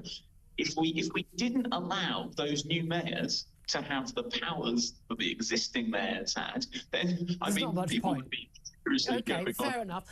But the main issue we've got, of course, is local councils with any sort of local taxes. Of course, actually, the amount of funding from central government to local councils has plummeted, I think, by more than 60%. And, of course, we've got all these extra costs of national insurance rises for employers and minimum wage and things like that, which have bumped up costs for local councils. But they haven't got extra money, which is why we see council taxes going up. But it is different in different areas, isn't it? And often, you know, some quite poor areas don't put it up, some richer areas do. Often it does depend on the political makeup of the council and how well it's run.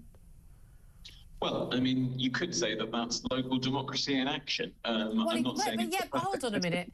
On one level it is, but there's also an element where people don't go, oh, my local council tax has gone up by X amount, I'm going to move to a different borough. People don't just move, so they don't get a say if their local council doesn't do a good job. Well, no, they do, because they can vote for them. I live in Camden Council. Doesn't matter how I vote, I'm going to end up with another Labour council that doesn't empty my bins. Oh, well, I'm glad to know that you've got such fine local representative despite your best efforts, Julia. I mean, doesn't matter who I vote for, they're not going to empty my bins often enough. Well, indeed, and that's because George Osborne stole all of their money, and that's why you've got potholes, and that's why you've got local libraries shutting down. I mean, one of the preposterous things about what Rayner is being criticised for in this Daily Mail article is the idea that apparently, if you have a new mayoralty coming, you shouldn't delay your local elections. You should just have an election this coming year, and then immediately you're going to have a new election because you've got a new mayor coming in. I mean, it would be a proper kind of Brenda from Bristol moment. Everyone would be, not another one. Exactly. I mean, this is Angela Rayner is somebody who divides people because she speaks it like it is, and she's got great policies. And funnily enough, the Daily Mail doesn't like it. No, well, I'm in favour of the house building. I know a lot of my audience aren't. I mean, again, I think we could build nicer houses, and I think there's a way of getting these houses through. And actually, when people actually do, where they do want them and how they do want them. But again, we need the infrastructure as well. I still doubt that that's going to be done. I don't think they're going to achieve those housing targets. I just don't know anyone who thinks, you know what my top priority is for this government, given all the things that are going wrong with this country. You know what I think we need to do? I think we need to change the way we have district councils. I just don't think there's anyone that this is even in the top 4,000 million of their priorities that need to be done in this country. You say it's a popular policy. It's not. I think that you are totally right that most people don't consider bureaucratic reorganisations to be the most exciting kind of thing that a politician could do. I think there's a difference between that and it not having an impact on people's lives. We generally accept in this country that the way the state is organised isn't particularly effective. It results in policy errors. And you know what? More local decisions being made locally, I think, is probably quite a good way of avoiding that. Yeah, when we have local decisions made locally, we often end up with the situation we go, we've got a postcode lottery, and then people complain, and then it goes back to the centre and it comes back down again. I mean, if local people don't like the local decisions, they actually often, in most cases, don't have a choice about changing the local council, as I said, in my local area. Okay, but I mean, no individual has the power to change the council, but we do collectively. That's how representative. Yes, I know, and I understand that, but I'm just saying that people don't. If you say local power, but to a certain extent, in most areas, again, you put a red rosette on a councillor, they're going to get elected in their local council. You put a blue rosette, they're going to get elected. In which case, people don't feel they do. They do get that sort of change. Let me ask you about something else there, because Kemi Badenoch has indicated, we're told. I'm always worried about indicated. She said that the idea that a simpler, flatter tax system was very attractive, and she said a future Tory government would first cut government spending dramatically before they would ever think about making a single rate tax system affordable. Now, a number of countries, Eastern European countries, have flat rate taxes. Hungary, Romania and Estonia, where basically there's not been a very strong history of collecting taxes post-communism. Do you think a flat tax has any appeal? I mean, we got VAT, that's effectively a flat tax, but when it comes to income tax and corporation tax, we largely do it on the basis of how much money people have got. Well, hiking taxes for the poor and cutting taxes for the rich is exactly what you'd expect from Kemi Badenoch. Luckily, she's never going to become Prime Minister. But it's absolutely very confident of that. I feel very confident that everyone in Tory HQ saw this and went, "Oh, not another one." I mean, It's so bad. It's such bad politics, right? Kemi Badenoch, she's got one job. She's got to keep together the Tory party's electoral coalition and bring back in those reform voters who are more motivated by cultural conservatism and who either hold their nose at or ignore the fact that Nigel Farage is an economic libertarian who doesn't care about working class people and only cares about cutting taxes for the rich. Now, well, there's a lot of people argue that cutting taxes for the rich also actually helps jobs, which helps working class people. I mean, that's not what you see in most countries where they cut taxes for the rich, right? It increases GDP sometimes. Not always, sometimes it increases GDP, but the money that GDP represents goes to the wealthy and to the shareholders, and it doesn't go to working class people who are actually making the I think most people in this country would like lower taxes for everybody, but there we'll have to leave it there. Time is against us. Richard Power Saeed, thank you very much indeed for joining us. Just want to come back to this district council issue with Tom Slater from Spiked, because I mean these sort of reorganisations, even things like like Lords reform and things like that. I know things need to be done. There are probably you shouldn't be paying for two sets of councils. Yeah. That's crazy. But fundamentally, these are not the issues that most people are concerned with, are they? No, absolutely not. And whenever you see a government talking about this, generally speaking, it's because there is a kind of ulterior motive. In this case, it's because they want to get through this building programme. They're worried about local opposition. And also, like many governments, they get quite attracted to various different new forms of devolution settlements because of the fact that it kind of passes the buck. You can present that as we're devolving decision-making down and people can be locally accountable.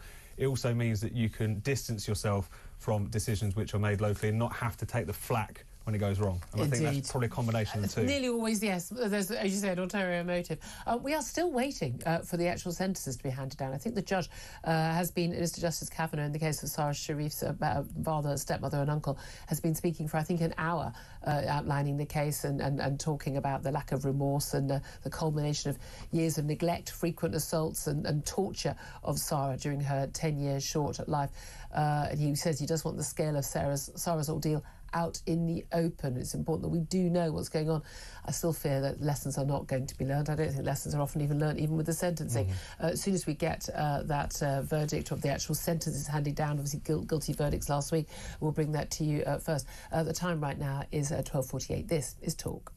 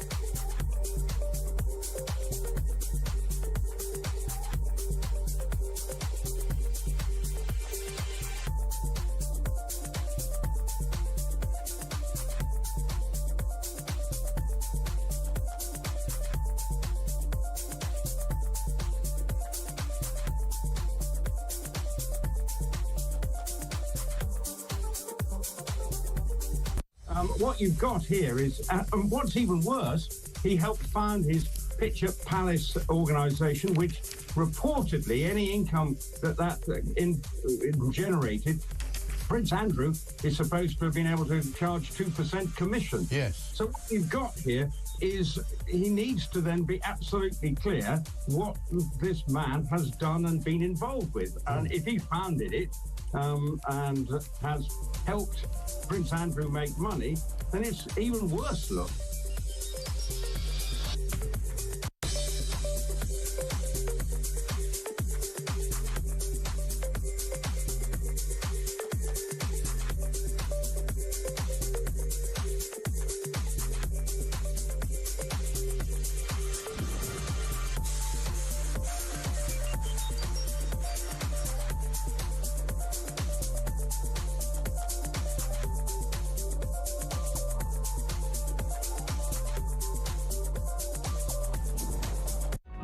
across the UK. On DAB+, on YouTube, on the app, on your mobile. The home of common sense. This is Talk. This is Talk, the home of common sense, with me, Julia Hartley-Brewer. Tom Slater's still with me as well, joined now by Rafe Heidel-Mankey, who's a historian and senior fellow at the New Culture Forum, to discuss the utterly mad story involving the Saracen Heads pubs. I say there's more than one Saracen's Head because it's actually a whole load of those pubs around the country. In fact, it's one of the most popular names for pubs, been in place, a lot of them, for over 500 years.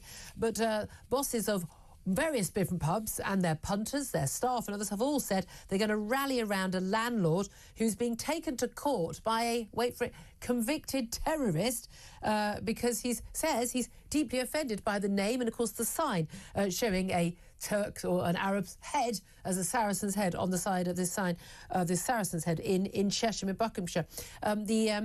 The man complaining about this is called Khalid Bakar. He was jailed for 4 years for preparing jihadi propaganda, but apparently his sensitivities have grown since that time, and he's upset about seeing, he says, the depiction of a bearded Arab or Turk on the pub sign. He says it's racist and the depiction incites violence. He wants compensation of £1,850 from the landlord and wants to take on more than 30 other pubs with the same name if successful. Let's talk about this with Rafe. Rafe, it is absolutely extraordinary that this man claims this is such an awful pub sign. He's offended by it. He wants compensation. But, I mean, this is just a man on the make, isn't it? Absolutely. I mean, you can't make this up, you know. I mean, forget the Saracen's Head. He should be offended by, you know, Islamist beheadings by his jihadist colleagues. And the propaganda that he was pushing, for which he was sent to prison. Yeah, precisely. And I'm so pleased to hear that the pubs are rallying round. Yes. You know? Personally, I think the image of the Saracen's Head looks like a very noble depiction, you know. There's nothing I would say... It's a very fine-looking, very noble-looking man. I mean, you know, what's not to like? We just have to hope that, you know, the courts take the similar view to the pubs here, because if the courts do end up supporting this cretin, then, you know, as far as I'm concerned, it's game over for Britain.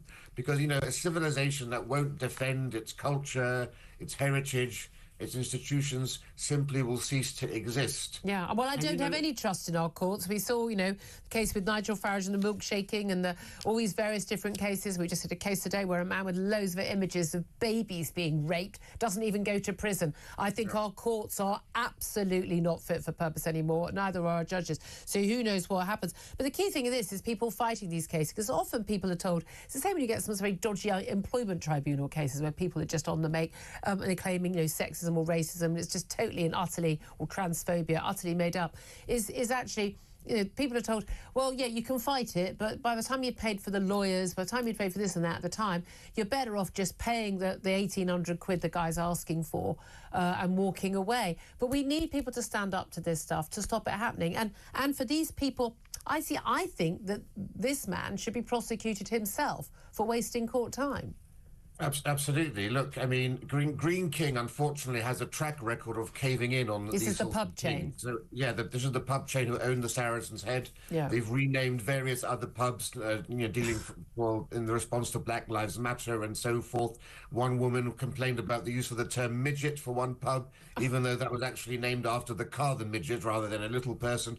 And they've taken the knee. They must stand their ground here. I mean, firstly, they don't have to fear a boycott because Islamists don't tend to go to pubs very Yes, exactly.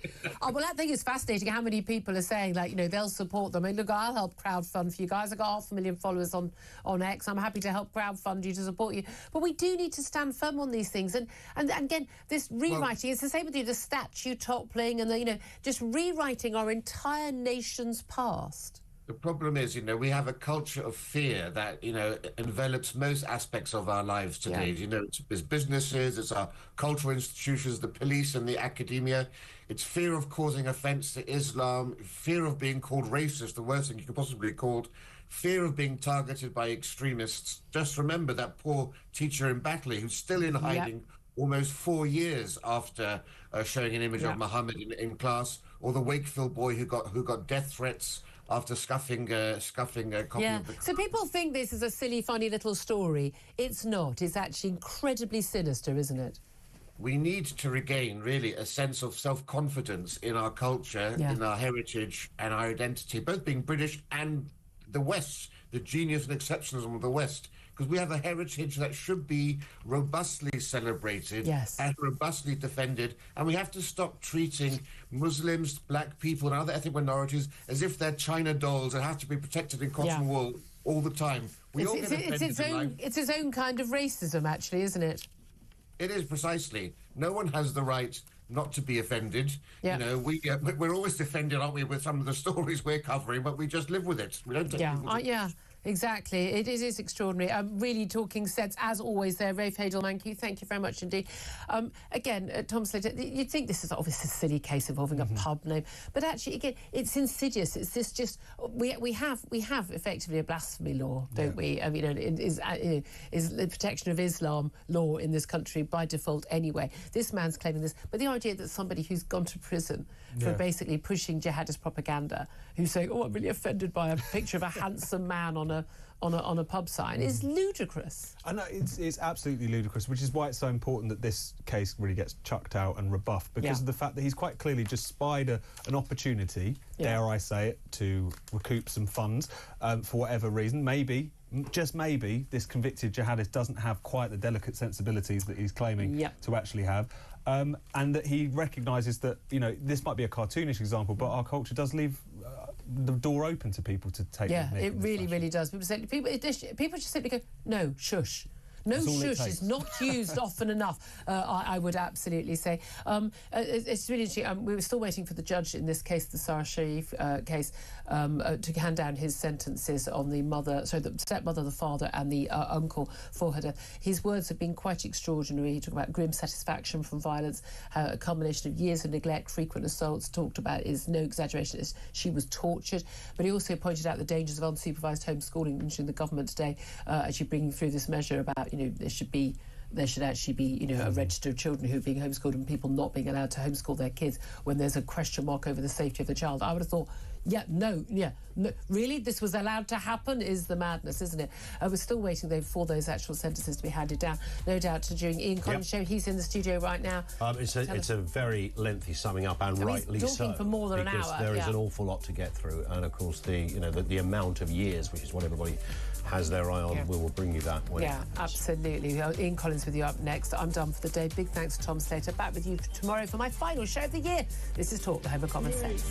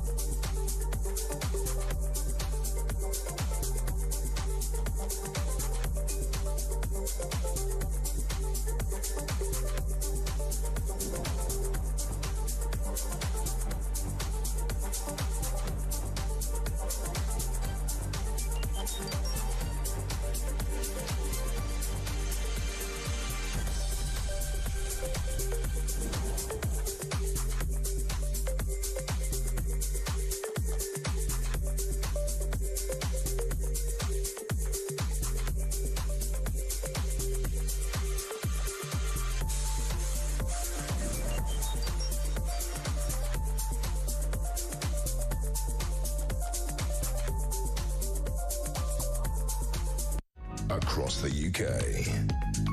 On DAB+, on YouTube, on your mobile, and on your side. This is Talk.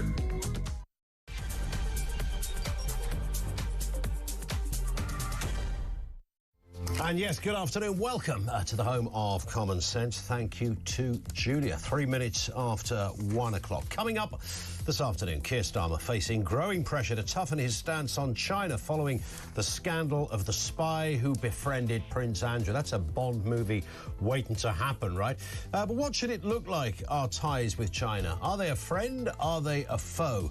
We'll have more details on that. As you heard during the news, Sarah Sharif's father, stepmother and uncle have now been sentenced 40 years, 33 years and 16 years. This is for the murder of Sarah, who was just 10 when she lost her life to the most brutal and violent offenders.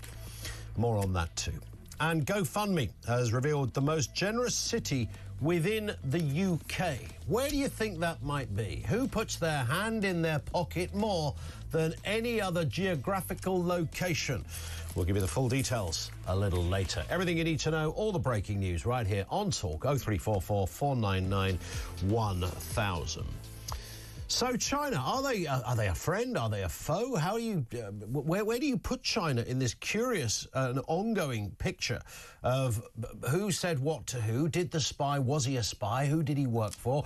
What happened with Prince Andrew? Why did David Cameron press the flesh with him? Theresa May had a bit of a powwow as well. Is it about spies? Is it about something else? Trump taking on China as the big super. Once upon a time, people laughed at China. They loved with China. Well, where's your jacket made? China. It was a bit of a gag, you know, rubbish stuff made in China. Now they're dominating the flipping world. Keir Starmer has defended fostering closer ties with China, despite being told Beijing has thousands of agents who could emulate the alleged spy who befriended Prince Andrew. Well, I'm not at all surprised to hear that there might well be a lot of people in the world of espionage from China working in all sorts of countries. I'm also absolutely sure that we've got one or two characters, 007 sorts, on the mooch down Beijing way as well, who are doing their thing. That's kind of the way it goes. The bit that intrigues me is the dominance of China, the emerging and growing and almost unstoppable dominance of China. I think within 10 years, we will be looking at China overshadowing the United States as the world's biggest economy. And it won't be one of those little blips in a graph that, you know, between July the 1st and July the 9th, China overtook the US.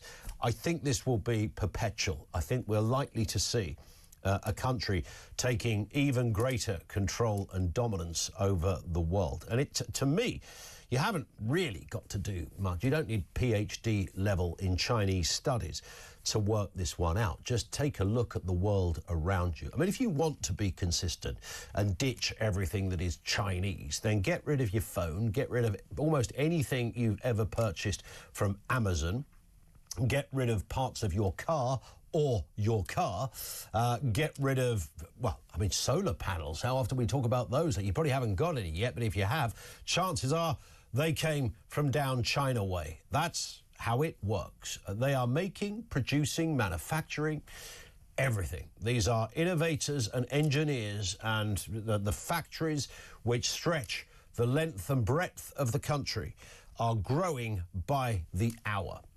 This place is not messing around. And if you could get yourself watching a translation of a Chinese news bulletin, or just even delve in to some of the Chinese business pages of a newspaper, you will see just how hard they are hitting the gas on this. This is not a country that is, it's not like a Dragon's Den moment for the Chinese where they've gone, oh, we're doing really well at this, let's keep making them. This is almost a dictated system that is accelerating manufacturing in pretty much every respect, from phones to cars, the thing you do your washing in, to the machine you cook your food. I mean, you name it, it's either Chinese or parts of it will be Chinese. And they have accelerated that like you've never seen. So when we ask that, it's all very well to go, I hear Ian Duncan Smith, who speaks very well on this stuff. This, by the way, is a brutal dictatorship. Let's remember, they have done something that is, quite extraordinary, that they have this sort of veneer, quite relaxed about big manufacturing, big dominance. They are weaponed up to the eyeballs. They are manufacturing up to the eyeballs. But, of course, behind it, remember, President Xi is the chairman still. This is a communist regime. They're not very nice. Human rights abuses are almost compulsory over there in China. This is a terrible, terrible place. However, what is our choice on this when it comes to who we do business with? I mean, consider that question. China, friend or foe? Do we make closer allies of China? I mean, is it just one of those things that you go, do you know what? We're going to have to just grin and bear it. We've got no choice, really. They don't need us in any shape. They want us to buy the stuff. We're going to buy it anyway. We're going to buy it if we had no ties with China. We'll still buy the stuff. Look at what happened in the States a couple of months ago, where the big Chinese electric car, the name of which escapes me at the moment, I don't know if they're even sold over here, but it overtook Tesla as the bigger one of the two in that battle. Not consistently, but the graft rose in China's favour. These are not incidental. These are not moments you can just take for granted. Who would have thought, when you consider the automotive industry and Germany, who'd had incredible dominance, Japan have had an incredible dominance, and the big old family electric car that is flying off the shelves and the conveyor belts is from China. A Chinese car. I mean, you think of a Chinese car as being a kid's toy, right? These people are serious. From your solar panels, to your cars, to your cooker, to your phone, to pretty much everything else. Stuff you are wearing. Again, either made or partly made in China. Bits and pieces of it. Might just be the shoelaces, but I promise you, you are probably wearing or have done this week something Chinese, or driven in it, or used it, or operated it.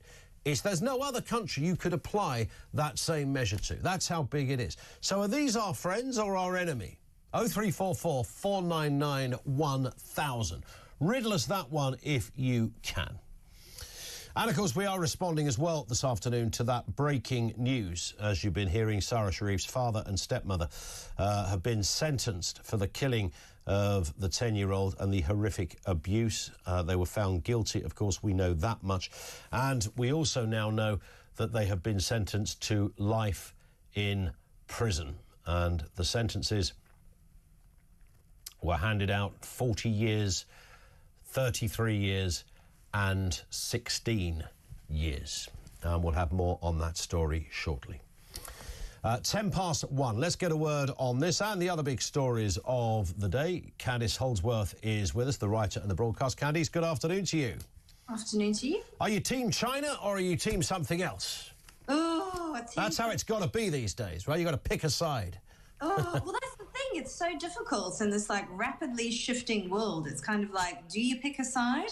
You sort of got the rise of the BRICS, which China is a part of, and then there's the Western countries, the Five Eyes, Britain, Australia, Canada, America, New Zealand.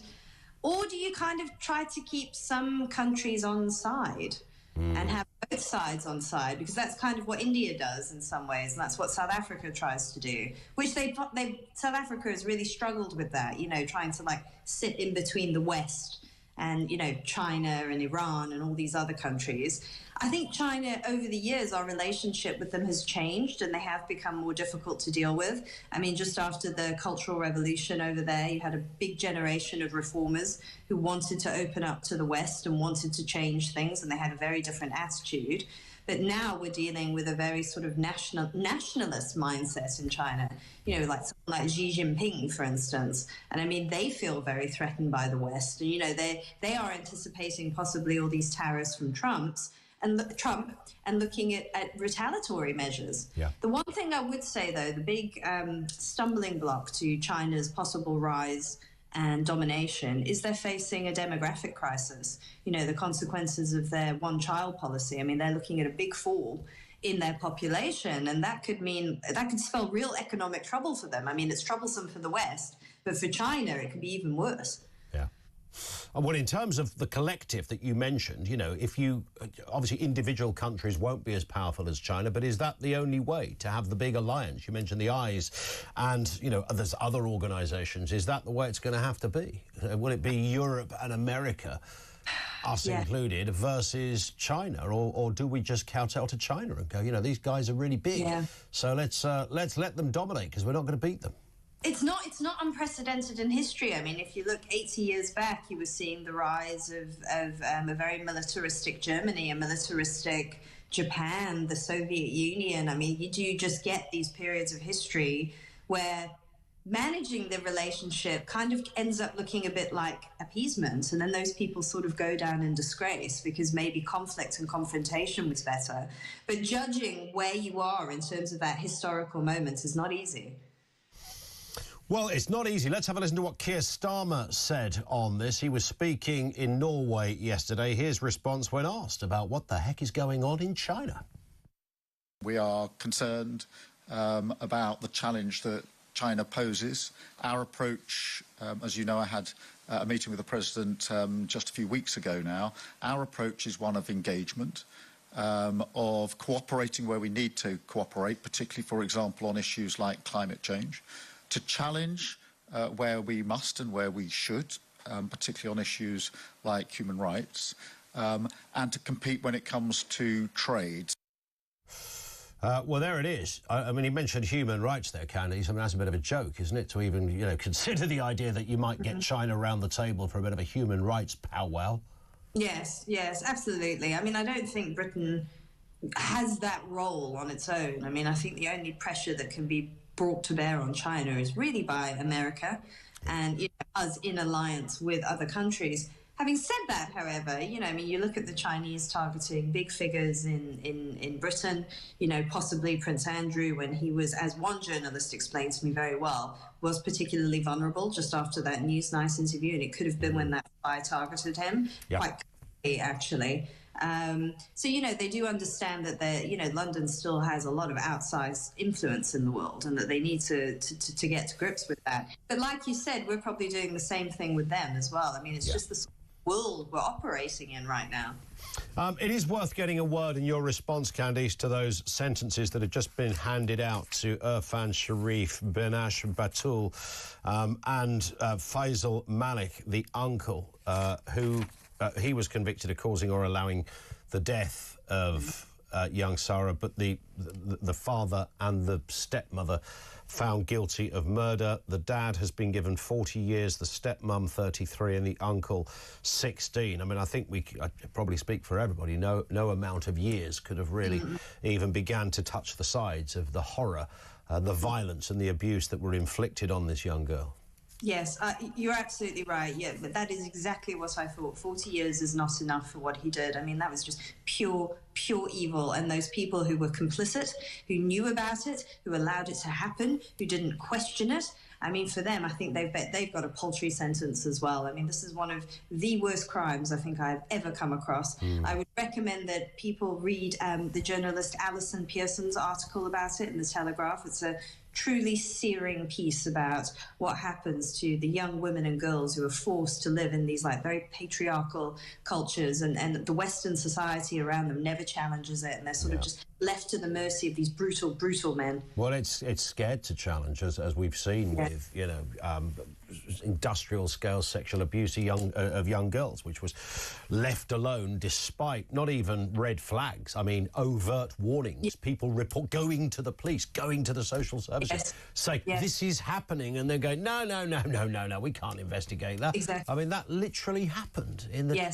you know, in this country in modern times, and this kind of has some echoes perhaps of that, because there were so many opportunities, including before little Sarah was even born. You know, this guy was a known violent man. There've been reports from teachers. There was a report that I think he'd bitten a 1-month-old baby as well, prior to... I mean, this man was an absolute animal. He's got 40 years. He will die in jail. You do wonder why it wasn't 50 years. I mean, I know our system works in curious ways, but I suppose the only, if it is comfort, I don't think it really is necessarily the appropriate word, he's not coming out, is he?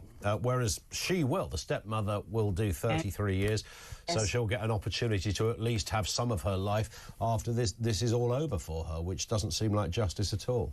Yes, if you read the text exchanges between her and her sister, where she was talking about what had happened to Sarah and the way that they sort of accepted it as almost normal, that is the sort of punishment that can be meted out to a young girl by her father, that's very scary. That's very scary. And if that is, I'm sure that's not common. I'm sure that's not common, but it's not unusual either. And that really, really needs to be challenged. What I want to know is, as well, is questions need to be asked of the judge who put that little girl back in the care of her father after he had a history of abuse, an actual history of abuse. And I also want to know why he wasn't deported instantly, why he was allowed to stay in the country after all that happened. Why does this keep happening? You get people who commit terrible violence against women and children, and yet they're allowed to stay. Right to a family life, you see, Candice. That's what it's all about, isn't it? I mean, you can't make it up. The nonsense of that, right to a... You've got a right to a family life. With a family you are violent and carry out horrendous attacks on. I mean, this is the sort of upside-down world we have found ourselves in. And sadly, you know, you just almost know that for every case that is uncovered, there are other horrors going on behind the scenes that we don't get to hear about. Has justice been done in the case of Sarah Sharif? We'll talk more to Candice in just a couple of moments' time, right here on Talk 0344 499 1000. I want your response as well to the sentencing of these animals that have just been given collectively about 100 years in jail. Doesn't really, just over, in fact, doesn't really touch the sides in terms of justice. What should have been done? We don't have a death penalty. Your thoughts on that as well. And we'll go back to our main question, China, friend or foe? Our lines are open. This is Talk.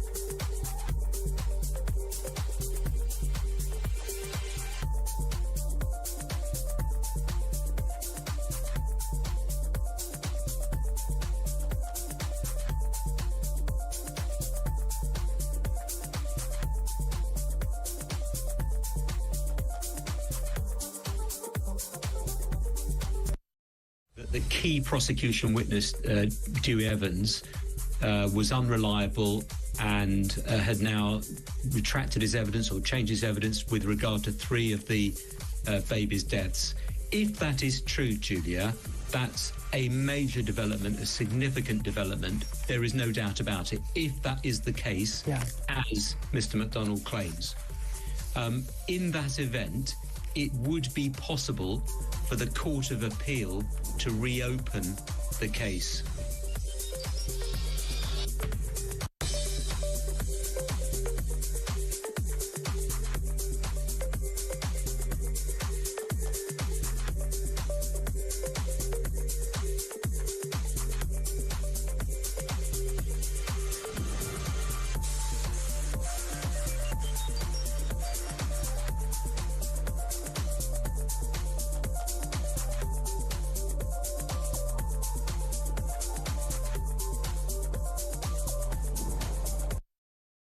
Across the UK, on DAB+, on YouTube, on your mobile, and on your side. This is Talk. It is Talk, 0344 499 1000. We're talking about China, friend or foe. Now, that's a red highlight, not a red font, Finn. I'm teaching Finn how to use a computer. He's like 23. I'm 33. And can you believe that I know more than him? It's unbelievable. China, there's a genuine question on the China thing, you know, because it's obvious. You go, well, China, like they're a terrible regime. Yeah, they make stuff and we buy it, but we don't like those kids over there. They're horrendous human rights abuses, goodness knows what else. But then you realise they're about to dominate the world. What do? Suck up to them? Form a cosy relationship? Or do we run for the hills? Candice Holsworth, the writer and broadcaster, is with us looking at the big stories of the day. Let's move to this one then, Candice. Labour set to enable stealth tax hikes for millions of people. Let's have a little quick reminder of when Rachel Reeves announced that tax rises were a thing of Labour's past. In terms of your question around taxes, there are no additional tax rises needed beyond the ones that I've set out. We would extend the windfall tax on the profits that energy companies are making and use that to endow a national wealth fund, to invest in the low-carbon energy industries of the future, to preserve jobs and create new jobs, as well as energy independence and lower energy bills. Now, here's the thing, Candice. If they go, despite the fact, you know, no new taxes, and we know that the taxes coming out of their ears at the moment in all sorts of ways, and other sort of fairly unsavoury areas, they've decided to remove money, like pensioners and farmers, as obvious examples. This plan is a sort of devolution revolution where they will sort of essentially merge councils and put mayors in place. They want more directly elected mayors, which means they can impose a mayoral precept on top of council tax in some of those areas. So that is another tax that's coming our way soon. Yes. Yeah, she's been very insistent about this. Like, yes. We're not going to have another budget like that again. Well, I hope so, for the good of the nation, that we never have a budget like that again. And it's already unraveling. I mean, we're seeing that employers are saying that they're going to have to put on hiring freezes, mortgage rates are going up as lenders sort of anticipate the inflationary aspect of the effects of this budget. Also, another point to be made about devolution, who's asking for this? I mean, this just seems to be what this Labour government is doing. They're going on ideological crusades for which there is no big demand. Yeah. You know, Labour could recover, possibly, you know, with their approval ratings being as terrible as they are, if they actually went after things that people were genuinely asking, people genuinely wanted, which were popular, you know, like house building, for instance, or reforming the NHS, making it better to use. Those are things they want to do, and if they did them well, people would be happy. But who asked for these massive tax rises? Who's asking for devolution?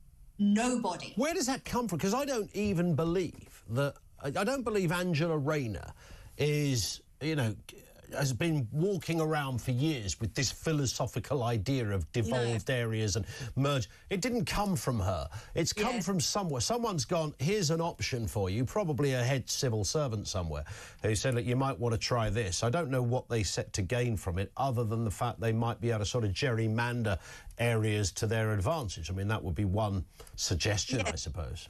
Yeah, look, I think it's Keir Starmer and Gordon Brown have been involved in all these devolution ideas. They've published papers on it. This is something that they're deeply interested in. I mean, Gordon Brown in particular. I think you're right about Angela Rayner. I mean, she comes from way more of a trade union background. You know, and you can sort of see that reflected in, you know, her skepticism over the environmental rules, which are impeding house building and things like that. You know, the trade unions are skeptical of these things. And in some ways, I prefer their thinking on the matter. I mean, you know, you see across the political spectrum, people are quite happy with what she's doing in terms of ripping up planning rules. That's much more attuned to the population. I mean, this devolution stuff, I mean, it's just abstract nonsense that no one's interested in. Yeah, spot on. And a final one here. Lucy Letby, her lawyers have demanded a fresh appeal after one of the key witnesses changed their mind over how some of the babies in this case had died. Let's remind ourselves of when the former nurse was sentenced. Lucy Letby, on each of the 7 offences of murder and the 7 offences of attempted murder, I sentence you to imprisonment for life.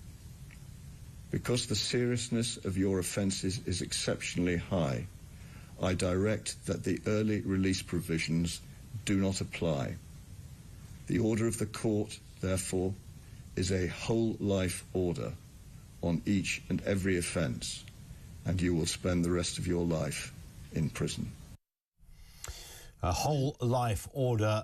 This has become a really curious story, Candice, hasn't it? There's all sorts of, you know, from journalists to the odd politician who are sort of agitating on this, saying that there's no real evidence on this. I'm slightly lost as to where this almost conspiracy theory, it seems, where it's all come. Not suggesting you don't look at new evidence, but this idea that the whole thing was a stitch up against her, I can't see anything that really points to that. Well, it's fascinating the way a good defence lawyer will construct a case in defence of their client, and what they will say is, this witness was very pivotal in the conviction of Lucy Letby. We don't think this witness is reliable. Therefore, reconsider the conclusions you came to about the deaths of these babies. There's an excellent documentary. I'm making lots of recommendations for people this Christmas, but there's an excellent documentary on Netflix called The Staircase. Oh, yes. That's really interesting. It's so good. It basically pioneered the whole true crime genre, but in a very intelligent way. And that's also about a man who was accused of a terrible murder. And it was all about how his defense basically came up with the way, basically tried to get him off.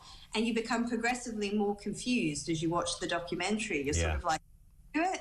Didn't he do it? Because, I mean, when looking at in so many cases, unless there was like video of it or a direct eyewitness, you know, evidence is not unambiguous. I mean, there's so many different ways that you can interpret how something happened, and that's the role that, you know, experts play in trials, you know. I mean, they can go either way as well. I always thought he did do it, by the way, in The Staircase. I from the word go, I thought this looks, you know, but then there are episodes you watch and you think, hang on a sec, well, maybe he didn't. I mean, he did serve some time in jail, but he was ultimately found not guilty, wasn't he, in the end? But I think didn't he recently die, I think? No, he's still alive. He's still alive? Yeah, it's the whole thing of beyond reasonable doubt. I mean, I was exactly the same. I started off, no, this guy's banter rights, he did it. But then as it progresses, you sort of think, maybe. And that's, you know, you're put in such a difficult position as a juror, you know, to break through all that and trying to decide. I mean, you know, it's amazed me with the Lucy Letby case just how divided people can be on it. You know, very credible, intelligent journalists I know, you know, think that it was an unsafe conviction. And then I know on the other side who are like, no, absolutely, like, you're wrong. You know, the evidence strongly points in the direction that she did do it. Indeed.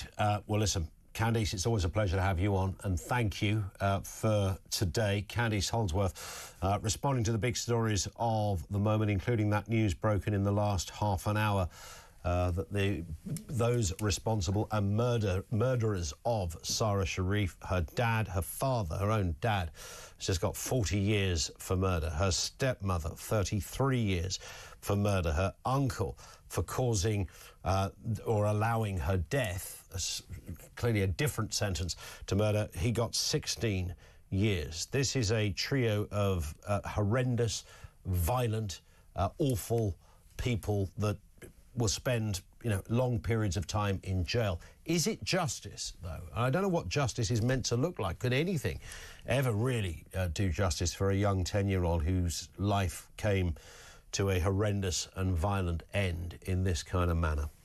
0344 499 1000. And we're also talking, of course, the latest on China.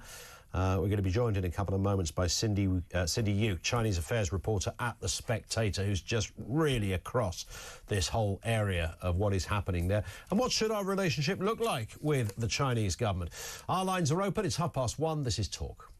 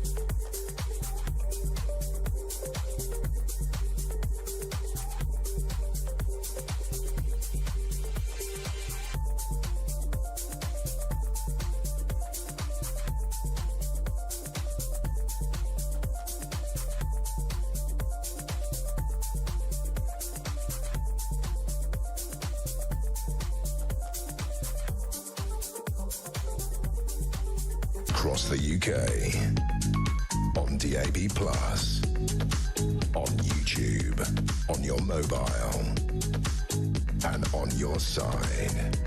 This is Talk.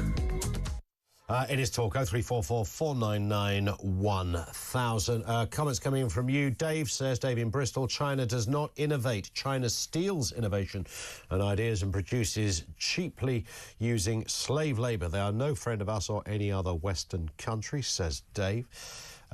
Davey says, red threats. I buy a lot of items off eBay, but I always check where it comes from. If it's Chinese, I refuse to buy it, and I then look elsewhere. Well, it's been revealed yesterday that the Chinese spy, now we know the name, Yang Tengbo, was Prince Andrew's man in Beijing and had visited Buckingham Palace on at least 2 occasions. I mean, what's that all about? Despite being told that Beijing has thousands of agents that could emulate the alleged spy, Keir Starmer has said he defended fostering closer ties with the country. Will this be a good thing for the UK, or should we stay away from President Xi and China? As far away as possible, some would argue. Let's speak with Cindy Yu, Chinese affairs reporter at The Spectator. And if you haven't heard it, I suggest you go to the host of the Chinese Whispers podcast. It is just marvellous. Check that out as well. Cindy, good afternoon to you. Afternoon. Well, I mean, this is an area you know very, very well. You're right across this. Your first response to the spy story, then, this fella that suddenly, you know, we discover almost out of nowhere has been, you know, up close and personal with the royals, working alongside Prince Andrew in some capacity, and pressing the flesh with David Cameron and Theresa May to boot. Yes, well, I've got lots of different responses to this one, you know, reactions. I mean, one is that is Prince Andrew really the most influential target he could have picked? Yes, yeah, he's clearly a bad spy if he is a spy, because you wouldn't... It's the last one on the list you'd have gone for, isn't he, really? Exactly. So that's rather flippant. And I think, but there's a more serious point there, which is that I think the Chinese tend to think the monarchy is more important than it is, and that anyone with a royal title is more important than they are, especially Prince Andrew. So that demonstrates a lack of understanding of how the UK works to me. To be more serious, though, this is obviously, a very concerning development. And I think what's happened is that this is a bit of a legacy from the so-called golden era, where British businesses and people were encouraged to do lots of business with China. And there was often not enough thinking behind that of, should we be doing this? Who are the savoury characters? Who are the unsavoury characters?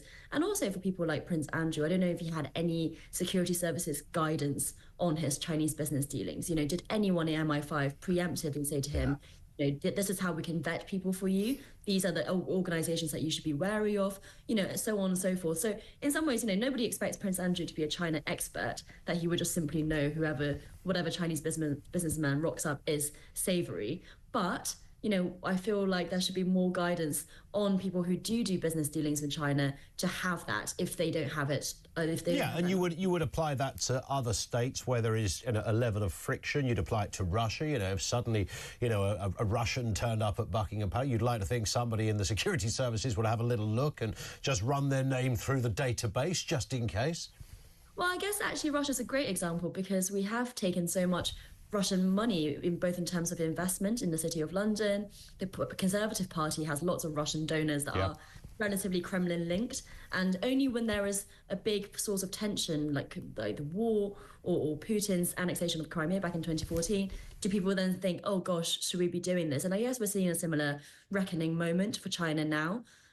For me, that the answer is not to not do these engagements. We should still continue to engage with China, continue to trade with China, but it's just about how do we do that in an informed way that doesn't leave people like Prince Andrew vulnerable to what's possibly exploitation. Yeah. In terms of the wider question about how close we should be with China, we've been running through the things that China gives the world, if you like. I don't mean that in a benevolent way, obviously, but in terms of what they manufacture and what they make. In fact, it's easier to list what China don't make and manufacture because, of course, they are dominant in everything from your fridge freezer, your phone, solar panels to electric cars now. I mean, then it's not going in reverse gear anytime soon. I mean, this is a powerhouse and it's here to stay.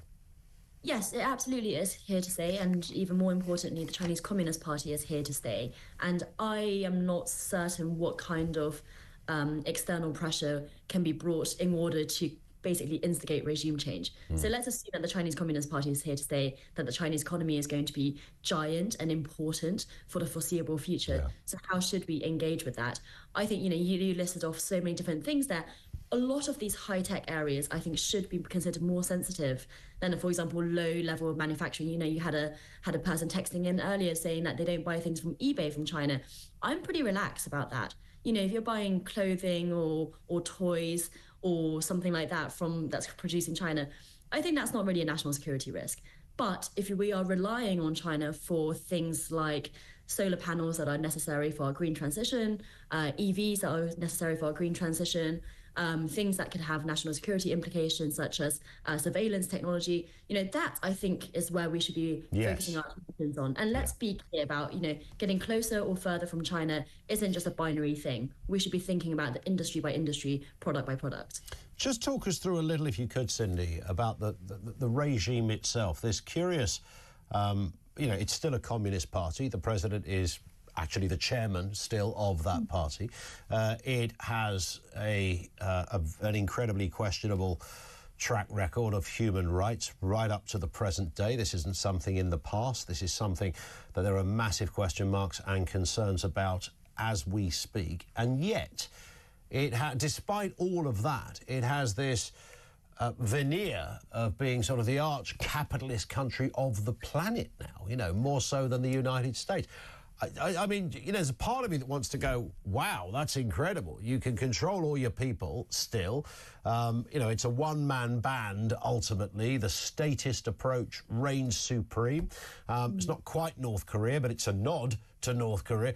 And But at the same time, you know, you're relaxed about making shed loads of money. I mean, this is an incredible story in itself.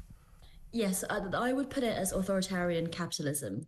It's capitalist insofar as the authoritarian at the top still has total control. And basically, we've seen that in the last 20 years where economic reforms have meant that Chinese businesses have been encouraged to go out into the world or invest domestically, or just to really kind of push the boundaries out in terms of doing business within China and outside of China. But then in the 2010s, we saw a crackdown from Xi Jinping on Chinese businesses because he realized that actually the Chinese homegrown tech sector was becoming a bit too powerful. You know, that people like Jack Ma inspired more respect amongst the people than perhaps the General Secretary of the Communist Party. And so he cracked that down. So it's always very clear who comes first in terms of the party or the private sector. Nevertheless, underneath that, the private sector is given a lot of free rein. So, you know, things like workers' rights, for example, in China are not actually very well developed. Things like social welfare are not very generous at all. And so in some ways, some European countries are more socialist than China is to live in. So it is a curious mix. And the fundamental fact is that the CCP is incredibly pragmatic. They'll pick and choose whatever bits suit them as long as the party remains in power. So I would probably call it a party with a country attached. You know, you mentioned this difference between the General Secretary and the President. Xi Jinping is both, but it is actually in his role as General Secretary of the party that he has this power. The presidential title is only really ceremonial. Yeah. So this is a whole political system that is operating in a different way to what we understand in the UK. Is it likely to change? I mean, what's interesting, you know, because the problem, if you are commercially so powerful and you are the country that's making the solar panels, you're taking and even beating on certain times of the year Tesla in terms of manufacturing, then, you know, the days of laughing at somebody wearing a pair of shoes that had made in China written on a label are gone. I mean, this is a serious contender. It could overtake the United States. Now, do you see that genuinely happening, Cindy? Could that be a reality inside the next few years? I was definitely more optimistic about that overtake before than I am now, more confident that it would happen than I am now. And what's changed is the pandemic, actually. There are studies on this where think tanks have looked into China's rate of growth compared to the US's rate of growth. And actually, the Chinese economy is shrinking as a proportion of the size of the American economy. So it's actually not catching up in recent years, and the pandemic is a huge reason for that. If they invade Taiwan, that would be another huge blow to any hopes of becoming the world economy, because it would be so economically damaging.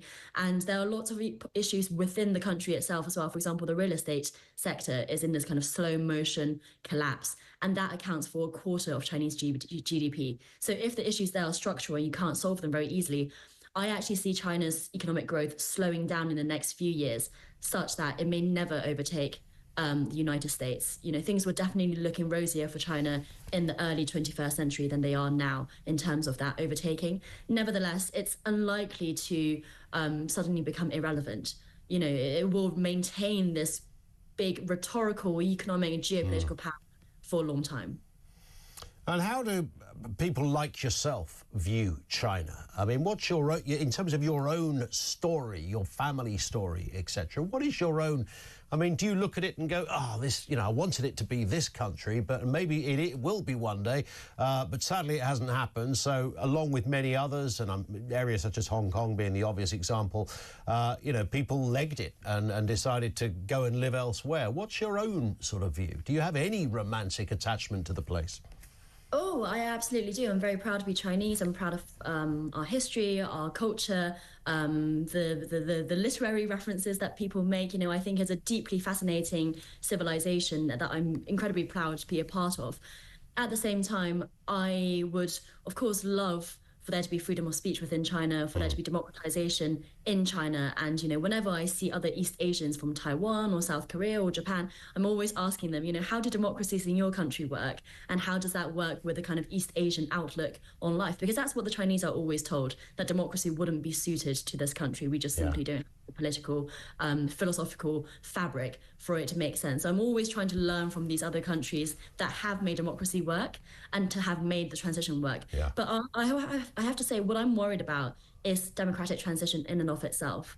You know, you look at the Arab Spring and how unsuccessful that has been for so many countries that had better hopes for itself. We're seeing what's happening in Syria only the last few weeks. So I have to say, very cautious in terms of the success of democratic transition, because it could go so badly. And there are great examples of it working well, but I'm not sure what the secret sauce is to make it go well. And if that is, if turmoil and civil war and turbulence is what China will have if it tries to go down that route, then it's hard for me to say that I want to push it down that route, because I'm just afraid that it could go so much worse. Yeah, so it's kind of be careful what you wish for sort of territory, isn't it, in a strange kind of way. Listen, Cindy, we will speak again. That's been really fascinating to get your take on this. Cindy Yu is Chinese affairs reporter over there at The Spectator. She's also the host of the Chinese Whispers podcast.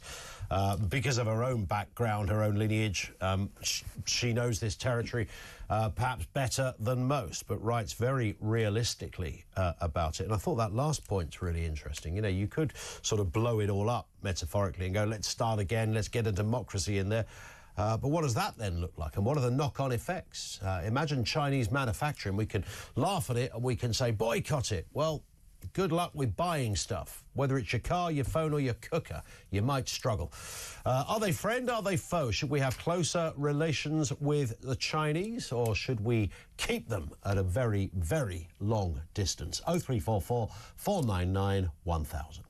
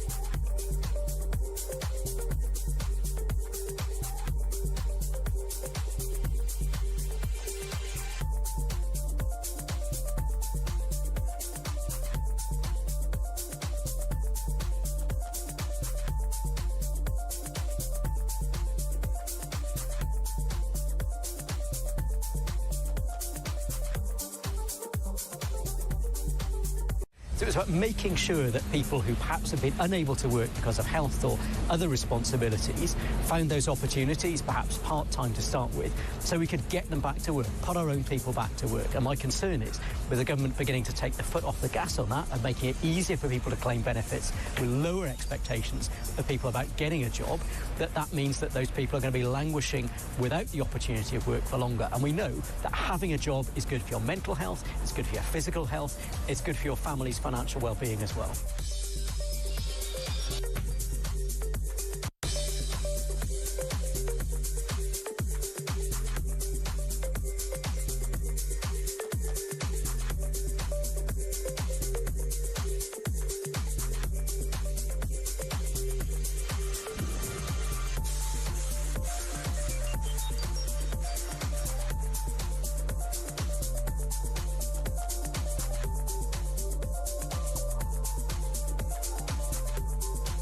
Across the UK, on DAB+, on YouTube, on your mobile, and on your side. This is Talk. Let's get back on it. This comes from Chris in Brighton. Says, we're being sold a load of old lies about China, lies that emanate from the country that wants the world to only buy products in US dollars, that country being America. China is no threat to our security. Its only crime is seeking to sell us products we want and can afford that are sold in a currency other than the dollar. Don't believe the hype. I mean, I'm not an expert on this, Chris. All I would say, there are a lot of credible voices that would probably say, actually, that there is a genuine threat. There is a genuine threat because there's a genuine threat from all sorts of countries. And if your system of government is designed and constructed in the way that China's is, then naturally, you want to be messing around in other people's intelligence. But that's what they would say. Chris, it's a great point, though. Thank you for that. Let's go to your calls. This is Tom, who's in Perthshire. How are you doing, Tom? Very well, Ian. It's nice to talk to you again. And you too. What are your thoughts? Firstly, profoundly disagree with Chris and his comments to you. I would refer him to Chairman Mao's speech in 1949, in which he declared unrestricted warfare on the United States and the West. Mm-hmm. However, my point really is this. You asked the question, is China friend or foe? Yep. And I would say the Chinese people are our friends. The CCP is a foe. Okay. And what we are doing is what we have done before, which is appeasing an enemy. And it's the British establishment, the US establishment, they are appeasing this because they are making an enormous amount of money out of it. And, I think one of your commentators referred to the run-up to the Second World War. So the British establishment, you had Mosley running the British Union of Fascists, you had the Mitford sisters and numerous others. And we have exactly the same now, exactly the same.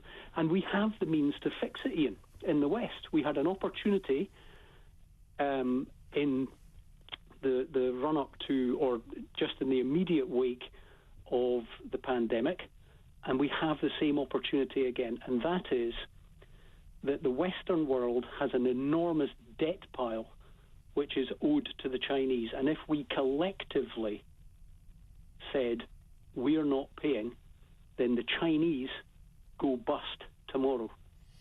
Are we able to do that, though? Are we yes, able? Yes, we are. It would come with consequences in that the Chinese would shut off the internet and do various things. Yeah. But Lao Beijing, the Chinese people, would rise up tomorrow and overthrow the CCP, and then we would have some sort of sense where there'd be a period of chaos. But which is what our previous guest Cindy was saying. It could. You hope that what would happen if you throw a firework into the system, that out of the ashes comes a semblance of something better. But it might not. What we are doing as the Western world is throwing this angry crocodile little tidbits of food, expecting it not to come closer and closer and going to eat us. Yeah. And it's going to eat us, for sure. So I would rather tackle it while we still can. Yeah. And as I say, there is an historic opportunity to do that with an incoming Trump administration if we act collectively. There it is, Tom. It's a great call. Thank you for that. And nice to speak as well, Tom in Perthshire. This is Sally in Monmouth. What are your thoughts on this one, Sally? Hi. Hi. Afternoon. It's worth remembering, you mentioned the Cultural Revolution. Yeah. Xi Jinping's generation were the Red Guards. Remember the Red Guards? Well, not personally, no, but I'm aware of the Red Guards, yes. Yeah, well, I do remember them. And basically what you had was, after the Cultural Revolution was discredited, the generation that remembered pre-communist China took over. But now you've got the generation that grew up and only ever knew communism. And they were radicalized in their teens. And that is who we have running the place today. Yep. What does that mean in terms of the rest of the world? Because this, I mean, we can have this conversation about the UK. Should we have closer ties with China or just steer clear? But it applies to pretty much all Western countries, right? I mean, what should the West's approach be to China? Well, the point is that just be very, very careful and remember who you're dealing with. These are not people who have grown up believing in free trade, democracy. Yeah. Well, that's what's interesting. We had that fairly powerful text from Chris, who was saying, look, there's a lot of lies told about China. They don't want our databases or to crash our internet. They just want to flog us plastic stuff and phones. And I mean, is it as simplistic as that, Sally? Do you buy that? No. My father was actually a specialist he was an Orientalist. Okay. And he was being targeted by China all through my childhood. I remember that. They've been trying ever since they came into power. Yeah.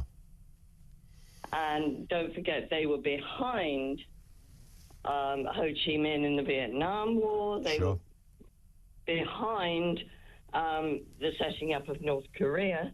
Yeah.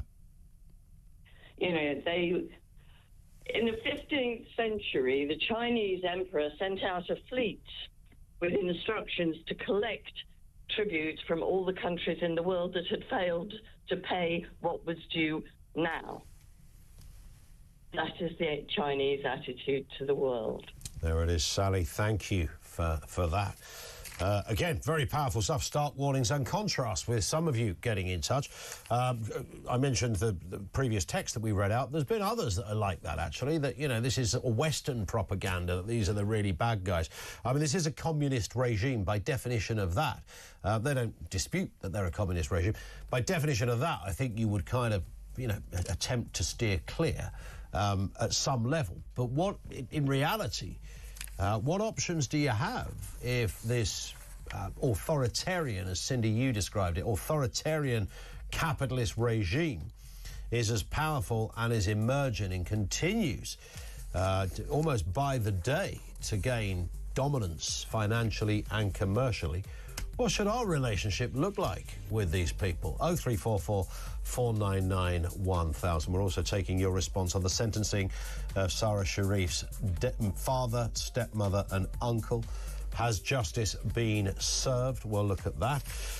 And what is the most generous place in the UK when it comes to charity? According to one organisation, we'll give you the list and exactly who's at the top in a few moments' time. First, let's get the news headlines at 2, right here on Talk.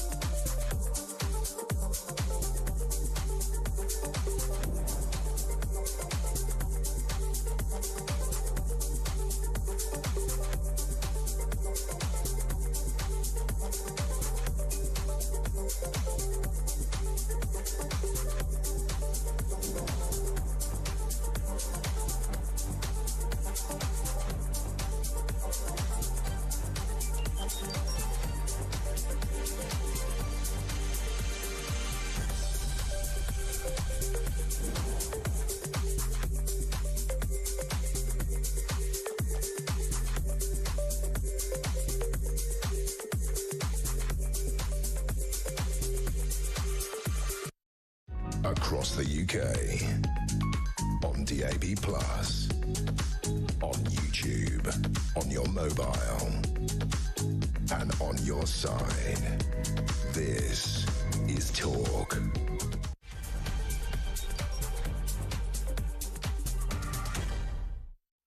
It is 3 minutes after 2 o'clock. Yes, welcome back. It is the home of common sense. Keir Starmer facing growing pressure to toughen his stance on China. There's a lot going on around the Chinese regime, particularly following that scandal of the spy, the alleged spy, who befriended, of all royals, Prince Andrew. Yes, we'll have more on that. And taking your calls as to whether China are friend or foe to the UK. Also this afternoon, Sarah Sharif's father, stepmother, have been jailed for life at the Old Bailey for her murder, with Irfan Sharif given a minimum of 40 years. Binash Batul handed a minimum of 33 years. And an uncle as well, also sentenced to 16 years in jail. We'll get more on the detail of that. And do you sense that justice has been served? And GoFundMe have revealed the most generous city within the UK. Is it you? Is it near you?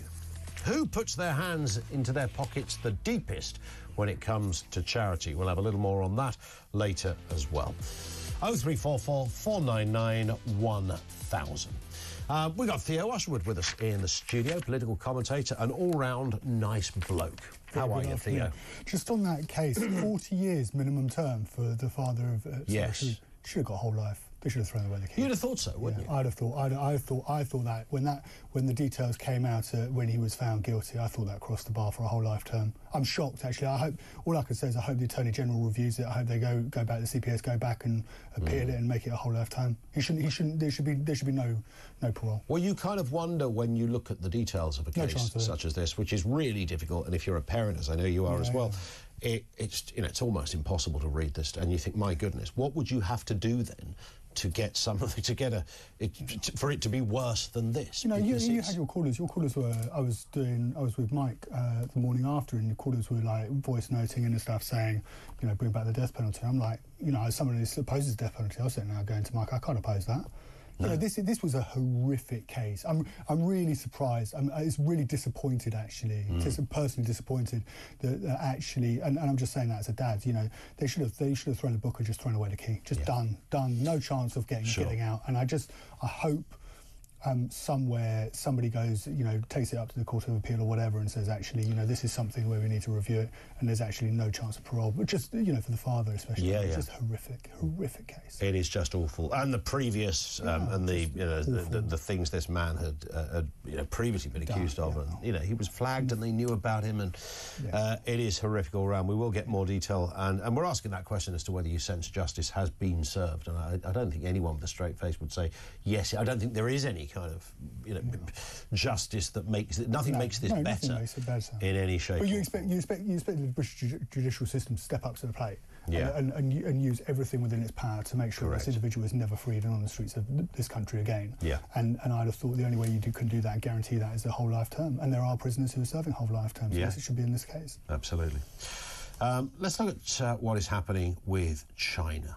I mean, who'd have thought it? Here we are in the 21st century. When we were all kids, you know, it's a bit of a joke that, you know, the kids down the road's trainers were made in China. You know, it was always that gag, you know, made in China. It was sort of a symbol of you bought something a bit cheap. Now, of course, they're dominating. They're selling solar panels to the entire world. They're selling electric cars to the entire world. These aren't people to be laughing at. Whatever we think about them, these are a serious outfit. Yeah, I mean, Keir Starmer is in this invidious position because, make no mistake about it, there are those within our security services who are keen that Keir Starmer places China on the enhanced list for its new national registration scheme that's coming in as part of the National Security Act. It's one of the last acts passed by the Conservatives before the general election, which basically means that you have, if you are representing a foreign government, you have to declare it. Now, there's two levels. There's a more benign level for our allies, and then there's an enhanced level for the likes of Russia and Iran, North Korea, and you would expect China. But of course, Keir Starmer wants economic growth. He wants to secure an uptick in our GDP beyond a sort of measly 0.1%. And that's why he's taking a very cautious approach, describing China as a challenge rather than a threat. Businesses like HSBC, they're warning that, you know, if he goes too far and places China on this enhanced list, it's going to be very difficult to do business with their business in China. And that's why he's taking a much more cautious approach. First Prime Minister in 6 years to have met the President, Xi Jinping, back in September. And Rachel Reeves, the Chancellor, is due to travel there in January. So you can understand his caution, because that's going to be a rather awkward meeting for the Chancellor to say, well, we want to close our economic ties, but no, we're going to put up this bureaucracy. Yeah. Let's have a listen then to what Keir Starmer said on that relationship with China just yesterday. We are concerned about the challenge that China poses. Our approach, as you know, I had a meeting with the President just a few weeks ago now. Our approach is one of engagement, of cooperating where we need to cooperate, particularly, for example, on issues like climate change, to challenge where we must and where we should, particularly on issues like human rights, and to compete when it comes to trade. So there's quite a lot there in what he said, Theo. We've had a few people get in touch this afternoon and say that it's actually there's quite a lot of Western propaganda going on here, that, you know, the Chinese are this terrible group of people that are trying to get into our systems and they want to crash the NHS database, bring the internet down so they can almost solidify their dominance over the world. This is nonsense. All they want to do is flog us kit. I mean, is that true? Because other people have countered that and gone, oh, hang on a second, this is a totalitarian regime that is not very nice to its own people. You should see what they've done to the Uyghur Muslims. I mean, it's indeed. horrific. I mean, it education camps and so forth. It's horrendous. And, you know, these are people we're doing business with. Yes, and I think it's more, you know, to do with the Chinese, and we've seen the vulnerabilities actually as being criminal gangs with links to the Russians when it comes to crashing our NHS. We saw a huge cyber attack back in the summer with GP appointments backdated. I mean, the chaos that could be caused with these cyber attacks is extraordinary.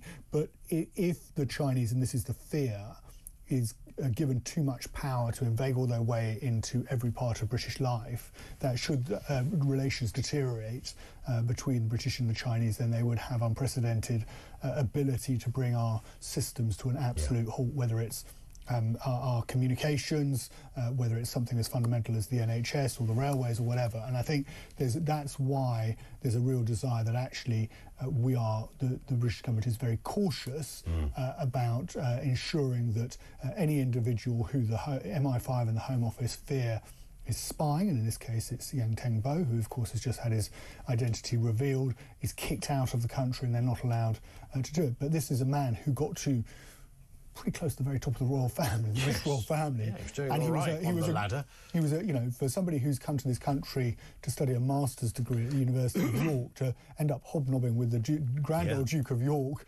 with 2 visits to Buckingham Palace to lead his pitch for the Palace scheme for entrepreneurs in China. He has done well for the Chinese, and it's about, you know, listening to experts over the last couple of days. This is about softening opinion towards China so that we don't see it necessarily as a threat, as something that we should worry about. But of course, do we leave ourselves then exposed to attacks should, as I said, you know, the tensions between Britain and China spill over into something more sinister? Here's a bit of breaking news. The United Kingdom is to rejoin the EU at 4:30 this afternoon. Freedom of movement will be kicking in at about 5:45, and we'll be back to normal. Up the blues, reds and whites, said Keir Starmer. We're back in. Brussels, do your stuff, said the Prime Minister.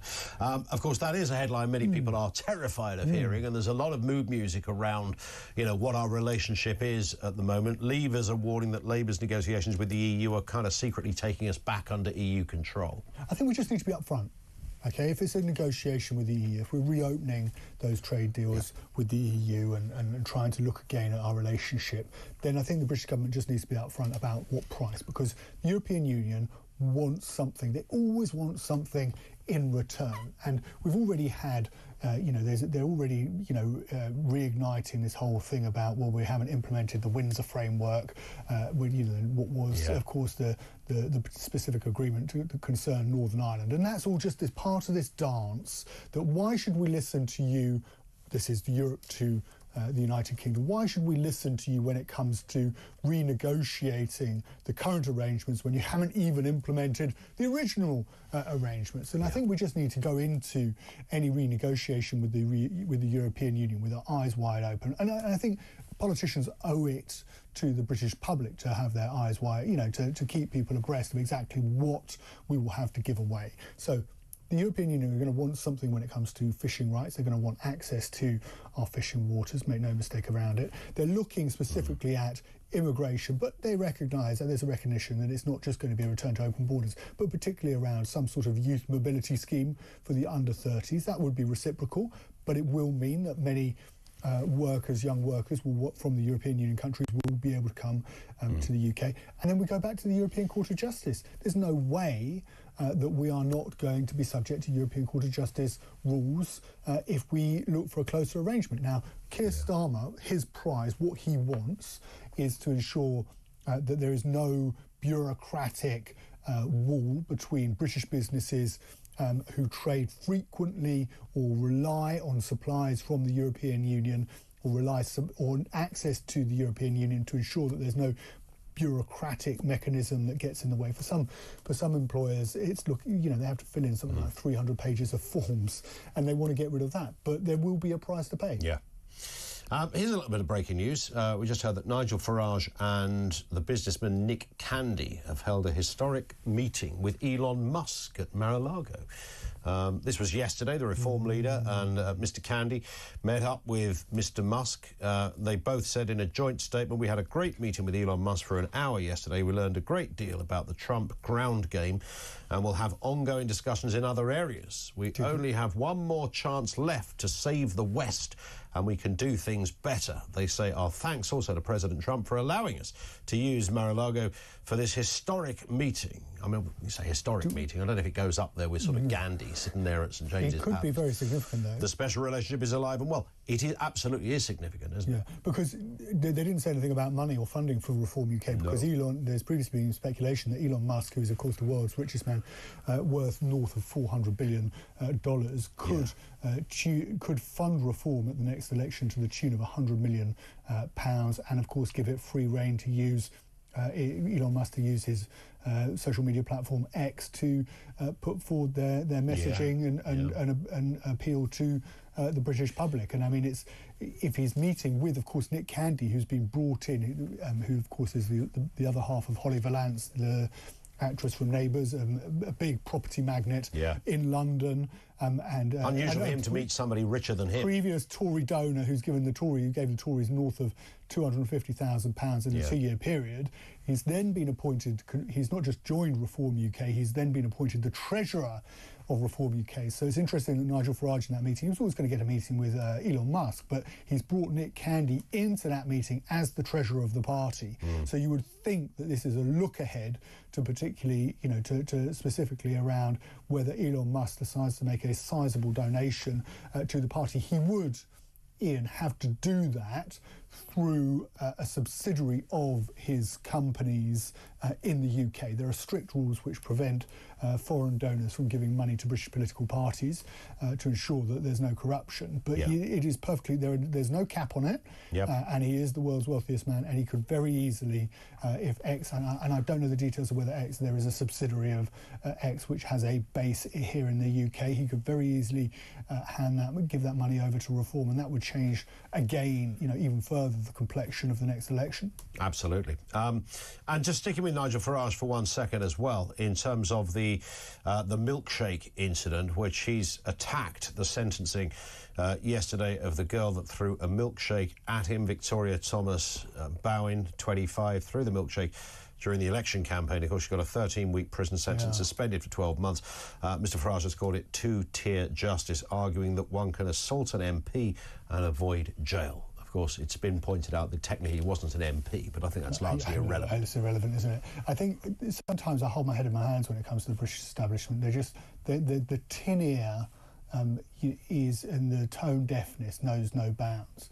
This was Nigel Farage required round-the-clock security, still requires round-the-clock security, regardless of whether you agree with his politics, we need to be able to keep our politicians safe in order to ensure that we have democracy. I think, reading the judge's comments, he even acknowledged that. Yeah. And there needs to be a deterrent. And I would have thought that, you know, Keir Starmer, as Prime Minister, was very robust in making it very clear to the Crown Prosecution Service and to the judicial system during the riots in the summer that when it came to violence that we saw across the country, he wanted the CPS to go for, you know, the toughest sentences, and the judges to hand down those sentences.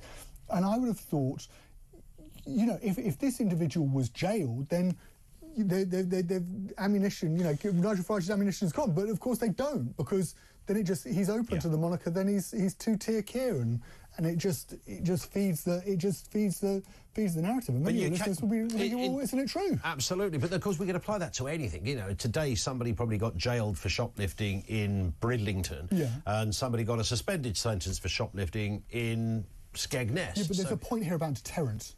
And that was the point that was used in the summer, that actually we need to stop these particular crimes. Yeah. We need to stop people feeling that they have the right to go and throw a milkshake over Nigel Farage, because next time it could be battery acid. Yeah. I've been out with Nigel Farage. I've seen him out in Westminster. He now has, I hope I'm allowed to say, he has no fewer. When I was there, he had no fewer than 8 big guys around him trying to ensure his safety.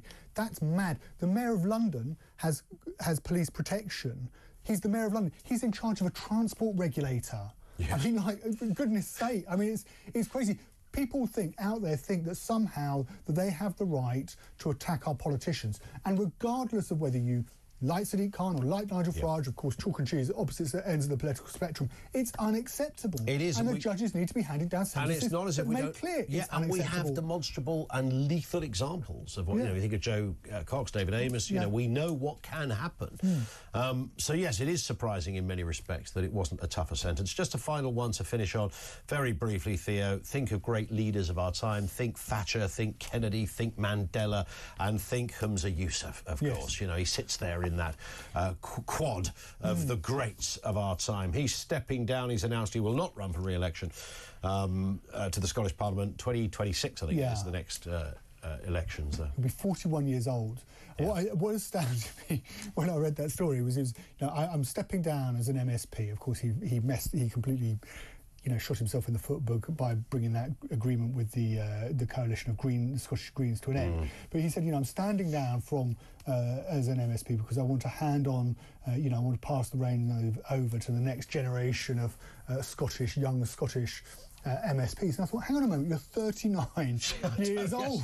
Yes, in political terms, you are a youngster. And I thought 39 was, you know, that was sort of the prime of your career. Obviously, he's reached the very top, and then it's come to a juddering halt. But I would have thought that actually, that you know, he would have somewhere to go. You see, he worded his statement as if he's up for retirement. I know. But that's I guess that's politics nowadays. They're all in nappies, but I can't quite understand it. The other thing to note is that just the only politician of note who actually said farewell, adieu, Humza Yousaf was John Swinney. Nothing from Nicola Sturgeon, nothing from Kate Forbes, just a deathly silence. Yeah, it was. You know, it's time to go. You know, when Peter Bottomley said this, I understood what he meant. He'd been there 500 years. You know, this is a whole different ballgame. Listen, Theo, thank you. Theo Usherwood with us here on Talk. It's 2:20.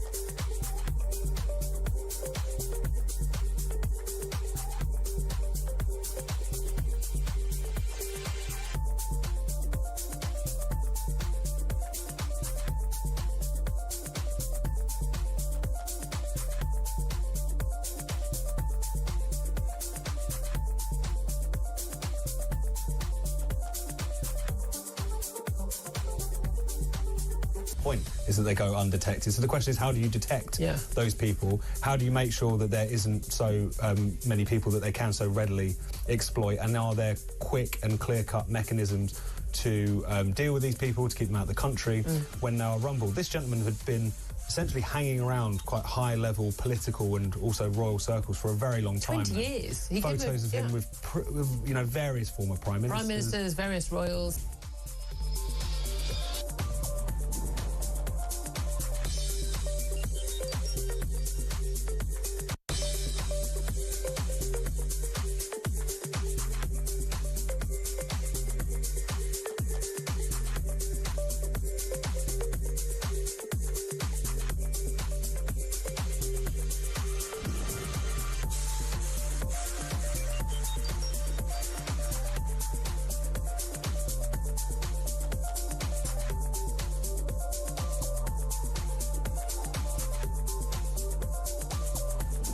Across the UK, on DAB+, on YouTube, on your mobile.